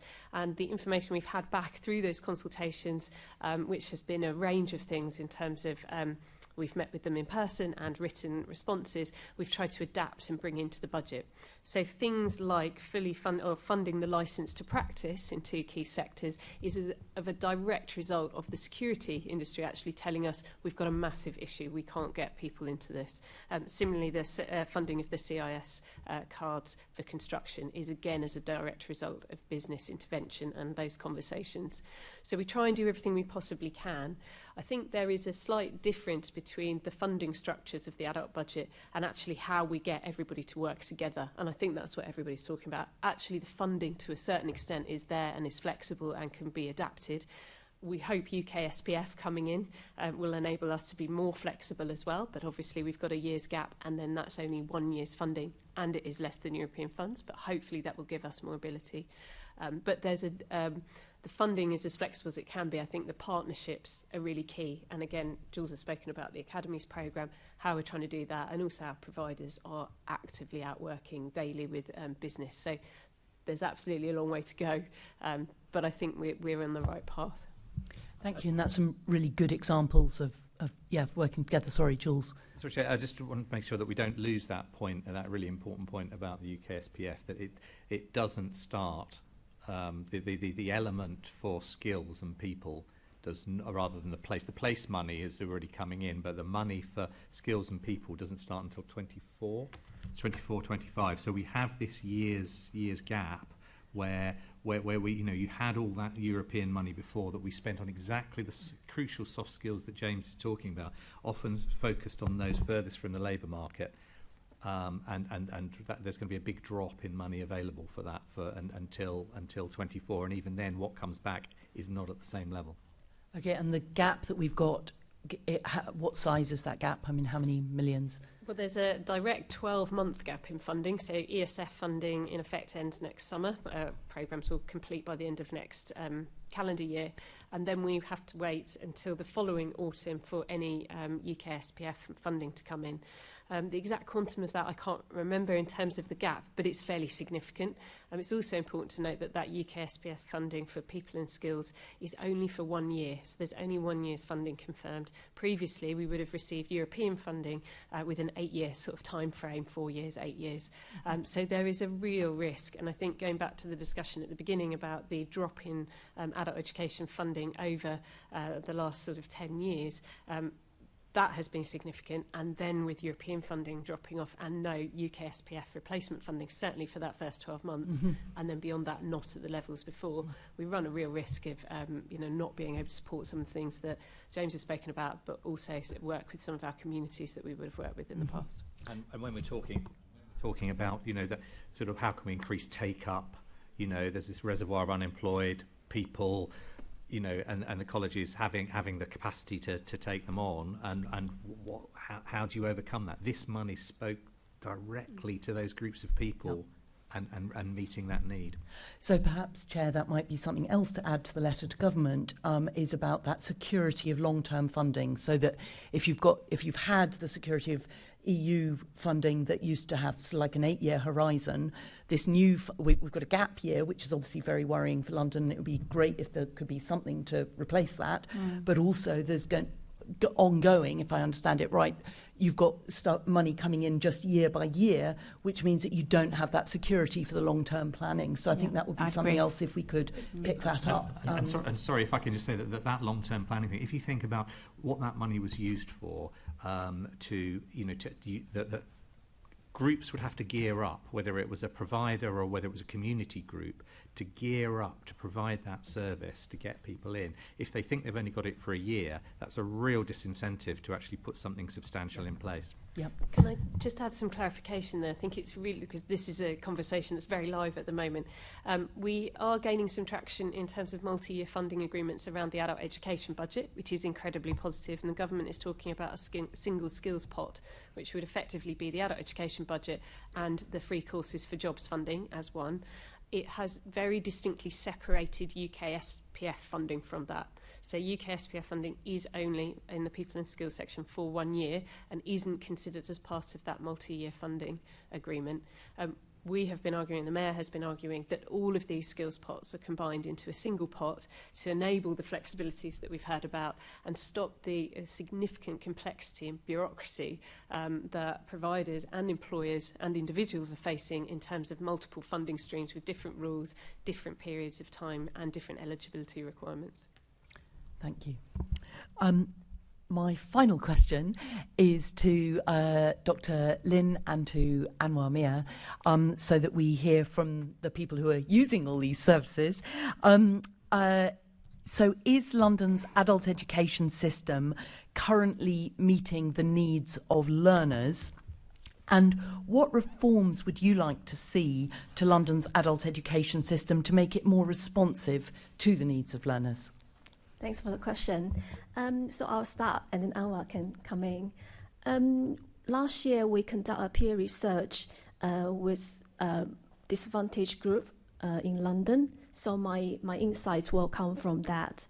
What we have learned is that definitely adult education has benefited many people, and as what we have already discussed, what we found that there are two things that we would like to suggest. One thing is to draw your attention to the direct beneficiary in terms of community members, and especially the disadvantaged group, and who are even sometimes outside the current system, because community members will say that once they are inside the education system, they benefit from it and they stay and really progress from there. But there's a gap between inside the system and outside, and that's about kind of how we access and how we bring people into that system. So one of them is in terms of co-design. So we already mentioned about the academic or academy program in terms of co-design. So definitely the Deputy Mayor and GLA is very up for it. So we would welcome for the learners or potential learner to be part of that co-design. And the fact that the GLA team commissioned our peer research, it shows that GLA team is welcoming co-designing with potential learners and community members. So whether that will be something that could be done in terms of bringing potential learner and learners direct conversation and kind of co-design into the program. And by that I mean in terms of co-designing the content of the program, but also in terms of environment, because sometimes we taken for granted that education is about bringing teachers and learners together, but actually there are this kind of environment, how it looks and how it feels to the people that make a difference. And it's really not about the kind of childhood education environment that really something that we thought it should be the case, but actually it become a barrier for people to access the system. And the final thing that I would like to address is in terms of the need for reframing adult education. So I'm very aware that the wider outcome in terms of health and well-being has been well addressed in the skill map, but it hasn't been fully translated to the communities. So what learners or potential learners has been seeing is they still see adult education as employment oriented, and for people like who just need a little bit of push before they even get to that stage, they just feel that adult education is not for me. So that means that our really well set up system and support is actually not really reaching people who most need it. So on that, in terms of reframing adult education, means about kind of well translated to the community. And Michelle early on mentioned about the campaign. I think that's really well needed. And a suggestion from our peer research, for example, is about having people who went through the journey of adult education to show their journey and show that there's a wider benefit, and not just to employment, but also with a wider benefit. So that could also help. And the other solution they suggest, for example, is a mentoring scheme. So really that kind of having people who are peer and who went through this whole system already really help to champion and bring people into it. So I'll hand over to Anwar. Thank you. Yeah, as a peer researcher, when we done this research, we contacted many communities, lots of different communities, different age groups, and one of the things we wanted to find out why a lot of people didn't want to go into adult education. And there was quite a lot of things we found, like where they found it easy accessible, Like, they want to have more easily accessible, like community centers, libraries, primary schools. That also made people, like, sometimes they don't know where to go, where it could be far. Traveling was quite an issue. A lot of people. Personally, for myself as well, when I did my course, I done in my local library. In Tower Hamlets, we're quite lucky. We had quite facilities. It was quite. I could fit into the time. It was evening class. It wasn't affecting my job in the during the daytime. So things like this, I feel really helps people. So this is what we found in the research as well. They want more community-based projects like centers or schools, libraries. And flexibility as well. Yeah. Thank you.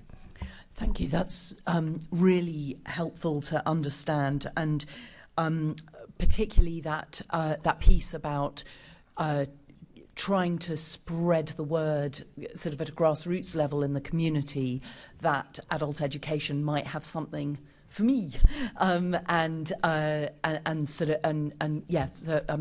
just sounds really really useful. I'm going to pass back to the chair. And just picking up on the point that you just mentioned there about the public awareness campaign that Michelle was talking about, has that actually reached out to the communities that you're working with? Are they aware of that campaign itself? It probably is about the timing of the campaign and timing of our peer research. It hasn't been kind of a direct influence there, but what I was address is not just kind of one campaign, but really in terms of a campaign from not just a GLA level, but also provider, so a widespread and reach out to the community and about a kind of reframing. So you're saying it does need a little bit of work on that. I'm happy for Michelle to come in, but as long as we can have some time with Anwar as well. So just really quickly. So as you can, yeah. The community grants campaign that we talked about hasn't launched yet, so it won't have done, but it's building on the peer outreach, this work to make sure that we are meeting those communities. Right. I'm really glad that you clarified that. Thank you so much. Right, we're going to be moving on to Assembly Member Hirani.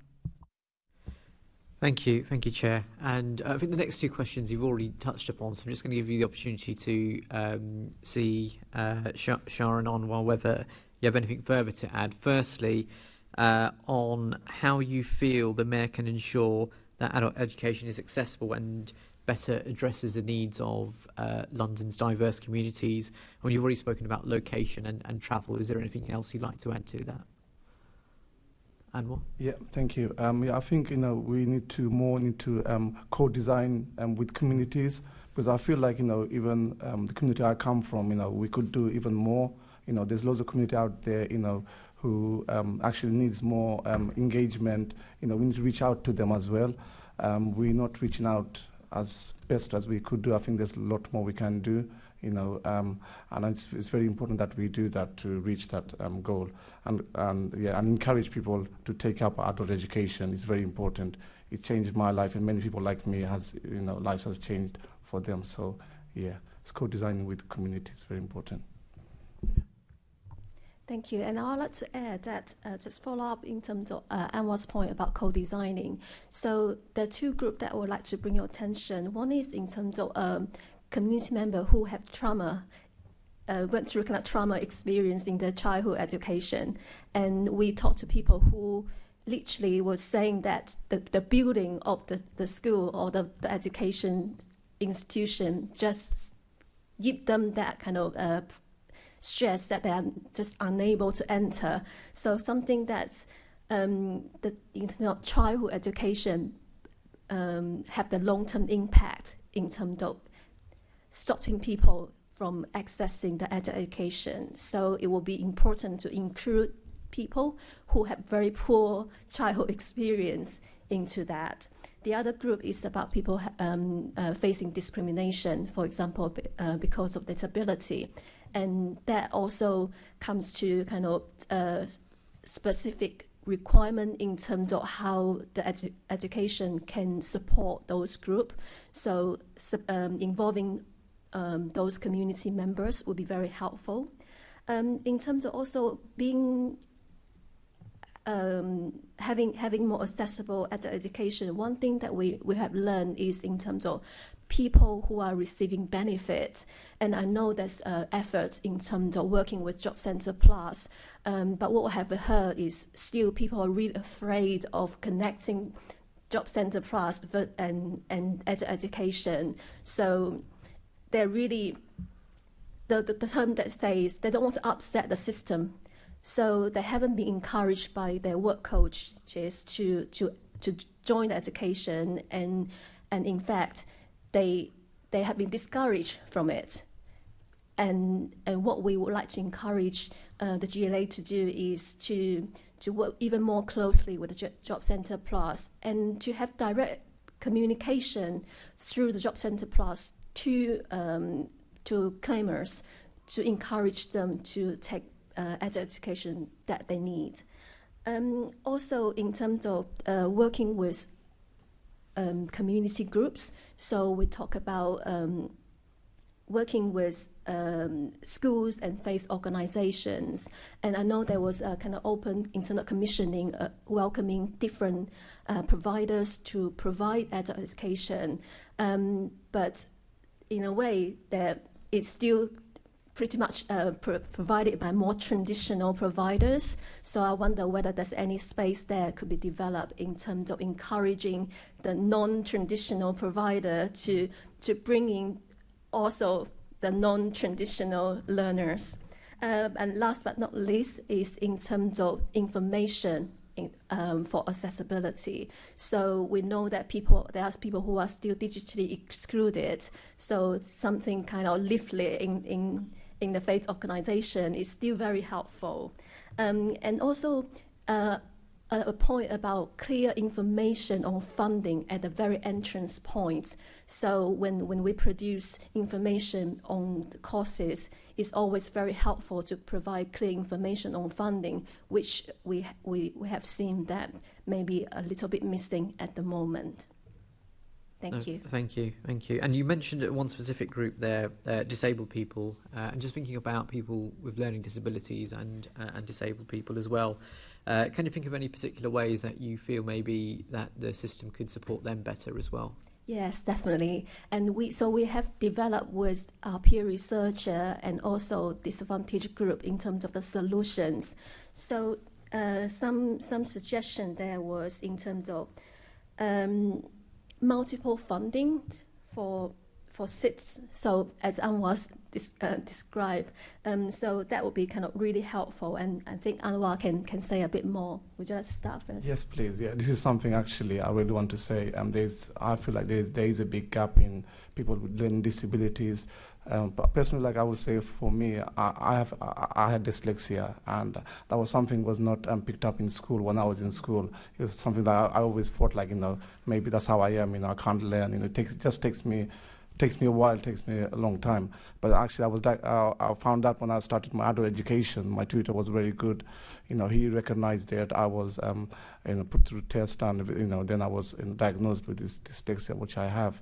The thing is with dyslexia, it just takes a little bit more longer, And one thing I found, when I started my course, I couldn't do it in the first year. I couldn't do it in the second year. It was the third year. It took me nearly 3 years. But after the second year, I didn't get no funding for the same institute. So they couldn't get no funding for me because only they allow twice. So to find the third time, it was quite very, very difficult for me. And the third time, I did go into it, and I passed my exam. I learned it's just that's the way it is. But that's why I feel like there is a big gap in people like me and with other learning disabilities, that we should look into it and provide, it's just not everybody the same, especially when when you're younger, things are more quicker to learn and stuff. So it can be really difficult when you're adult. So those are the things, and I think, Mayor really can look into and help people like me with other disabilities people as well.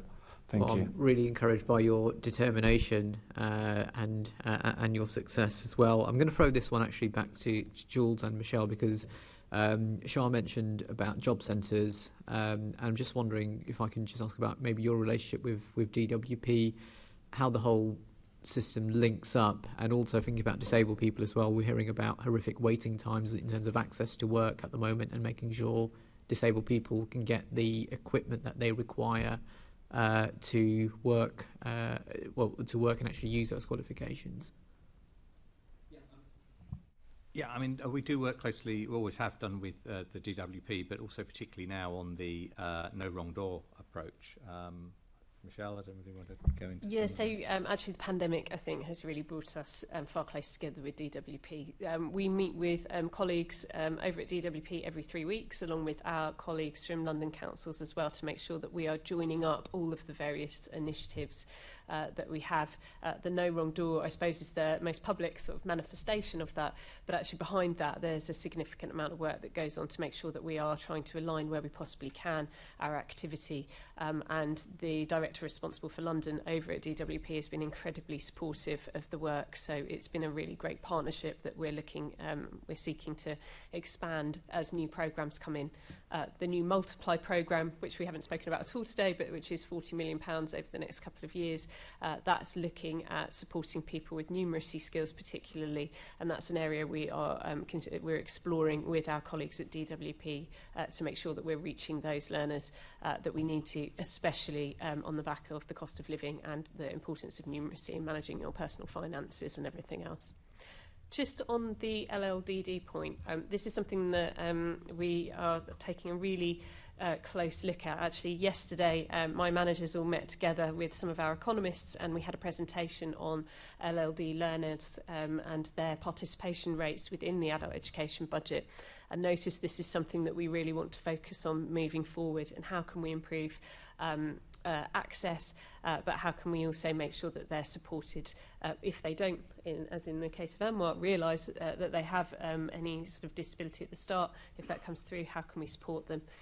There is funding available that colleges are able to draw down to support individuals, learner support, which can support that.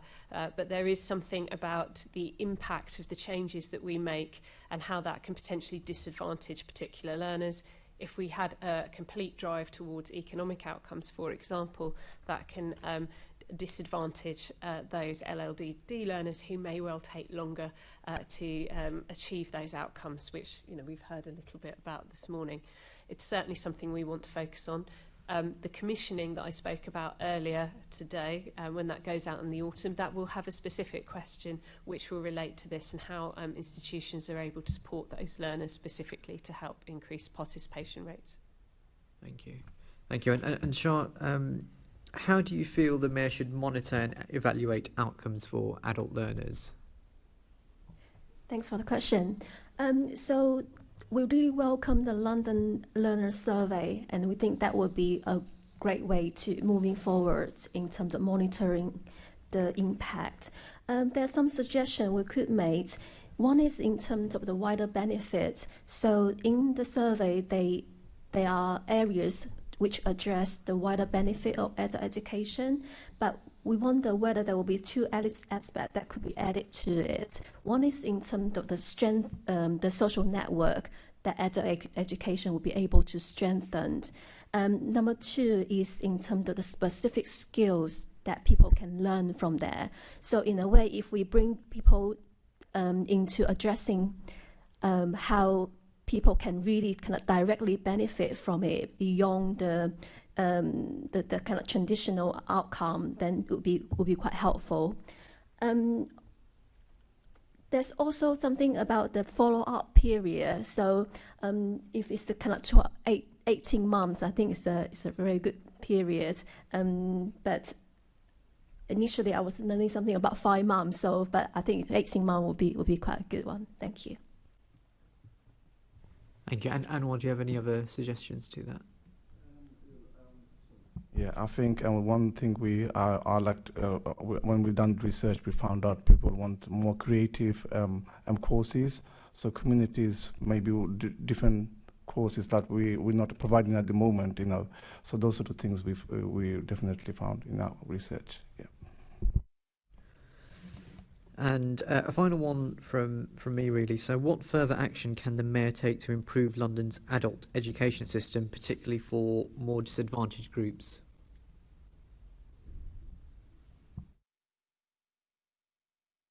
Thank you. I'll start. Yeah. Yeah. Okay.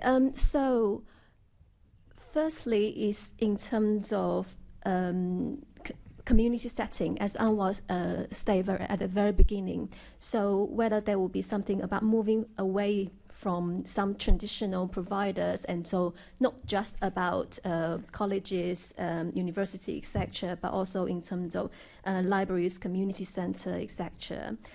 Second point is in terms of the soft entrance point. So colleagues mentioned earlier already in terms of soft skills and needs increase and improve is changing. So how to kind of bring people into a different kind of soft skill or learn in a short term. What we have suggested is in terms of the soft entrance point. So rather than coming in directly to a qualification, for example, there will be things like life skill, such as tax return. We were actually amazed at how many people tell us that they really want to learn about tax return. So, and there will be also like pension and knowing about illegal rights. So those are very kind of short entrance that bringing people up for their confidence and kind of interest in some education and bring them in up to the ladder gradually. And that soft entrance point could be also about local history. So we talk about community learning and really people are interested in knowing about their local history. So that would be kind of good to draw people's attention. And also technology and something just about how to use your smartphone, how to use social media. Very, very kind of starting point that really bring people in to the system. And also I'd like to address in terms of the student-led learning. So we know that childhood education and adult education are different.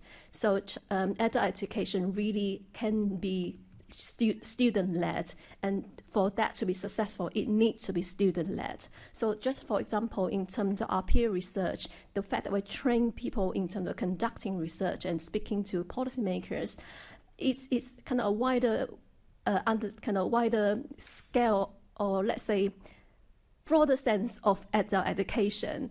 And we just found that people are really engaged with that rather than kind of sitting in a classroom learning about what research is about.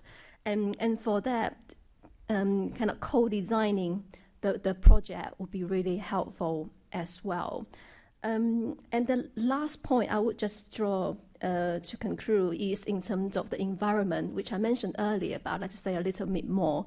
So instead of childhood education where teacher is here, student is here, learners actually suggest an informal environment with sofa, for example, with space to move around, to collaborate, working together. And in a way is to develop a community learning experience. So not just about the teaching aspect, but really to learn together. That really would work well in terms of support people to work together and go through the system. Thank you. Just a sort of quick final question from me. Do you think there's too much focus on the hard job outcome, and maybe because some of the things that you listed there are sort of general everyday skills that maybe have become even more important as technology has moved on as well?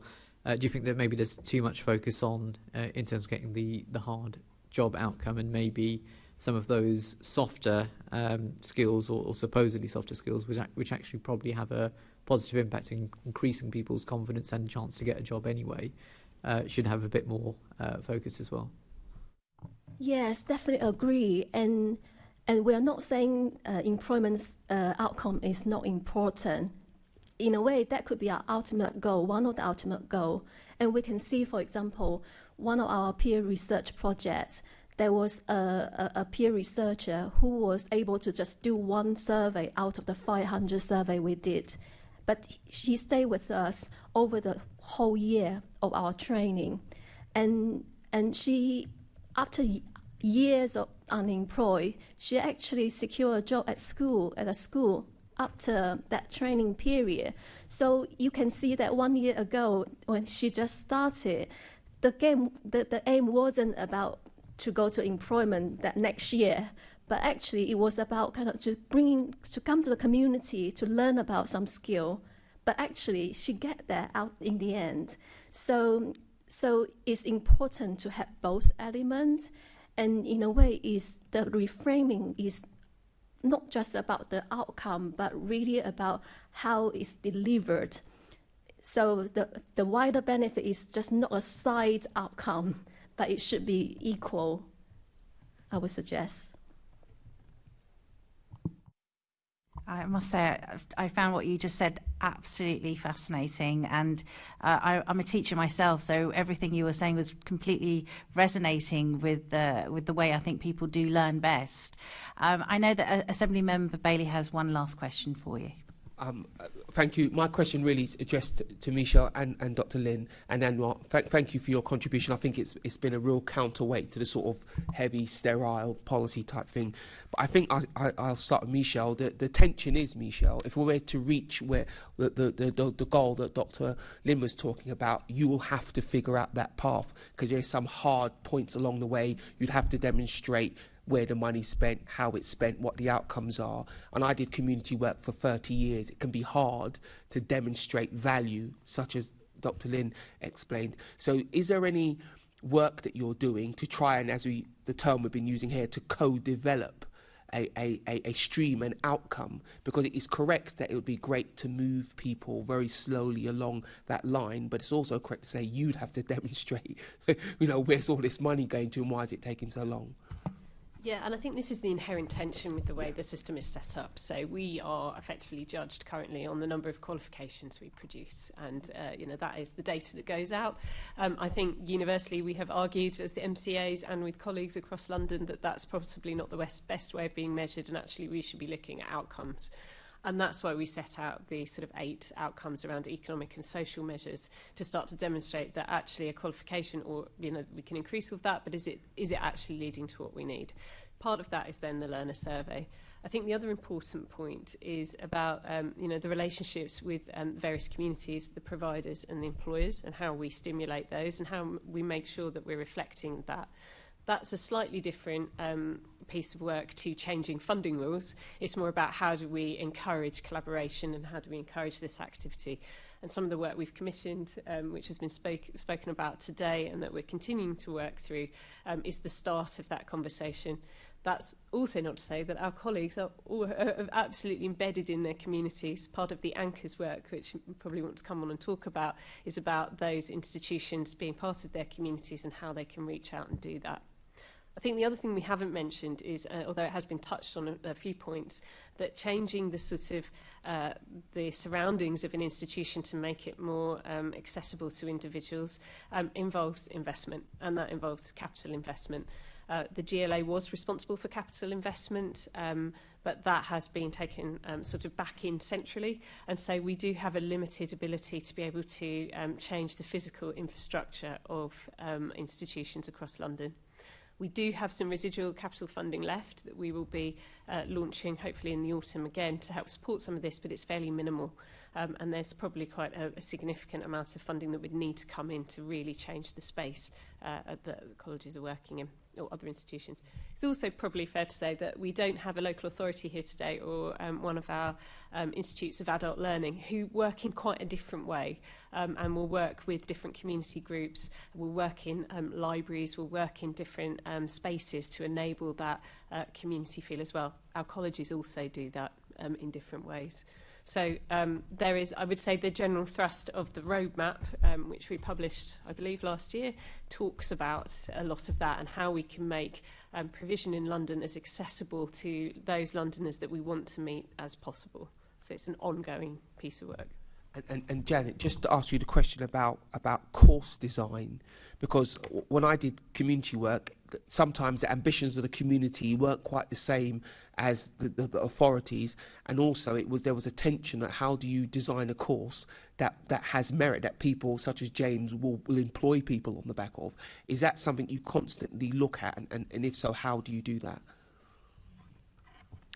Yes, there's a lot of tension with design, not just for what communities and employers want, but also what learners actually want to take up. So it's an ongoing balance of trying to work with employers and with local communities and with learners to design the programmes, because it has to try and meet everybody's needs, and sometimes the skills gaps that employers have are not necessarily what learners want to study. So it is an ongoing challenge, and something that providers work with those community groups and employers to devise and constantly monitor the impact of the provision that we deliver.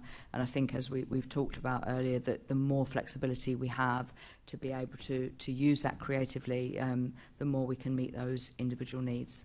Okay. Thank you so much. Chair, can I just say, the letter that we're going to write, I think, is correct, but it should take into account the fact that the government's had to deal with a once-in-a-100-year situation, the pandemic.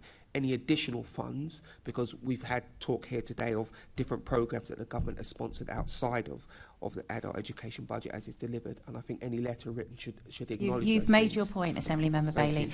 And to pick up on what Michelle just said, we are doing a call for evidence, so that we'll make sure that we have a breadth of research in terms of the local authorities that you just mentioned earlier. So we will be keeping abreast of everything we can. And I just want to end with Anwar. Anwar, thank you so much for your contributions today. If you could just say and sum up, how we can make sure that we do this justice, this investigation justice. What do you really want to see coming out of the discussion today about adult education, and how it really can change people's lives if we do it right? Thank you very much. Thank you. I'd like to thank you, all the Assembly members and London Assembly and Toynbee Hall, for giving me this opportunity to come here and talk about my story, what the benefit I have gained and what has difference has made to my family and me as well. Something I never thought I would be able to do. I always thought, I'll be stuck in this sort of jobs that I don't want to do, an unsecure job, but it has changed my life. And I just would like to urge, everybody here to please support the adult education. It is such an important thing for many people like me, And when I hear there's a cuts on adult education and stuff, it really saddens me and think, somebody like me will not benefit out of it, So, I'm here. I'm really happy to hear lots of different stories, and probably by my story as well, it would encourage other people as well. So, I'd like to thank everybody, and I hope we get better funding and more courses, and get to communities that we are not reaching out to. But there are many communities, who hasn't got the opportunity or not been reached out to. So we can go to them and encourage them to make their life and their children's life better as well. So thank you very much. Thank you, everyone. Anwar, I'm so glad that we ended with you. Thank you so much. Your words are powerful and will resonate with so many people, and I really hope that this investigation does what you say, really does. We do need to change people's lives through adult education. Thank you so much. I think this panel has been excellent. The contributions that you've given today has been really valuable and so important to the work that we're doing. So I'd like to thank all of you for attending this meeting today and all the answers that you've given to us to our questions. And if there is any additional answers or any information that you want to send to us that you haven't managed to get through to us already in this meeting, you're very welcome to write to us and to me as chair.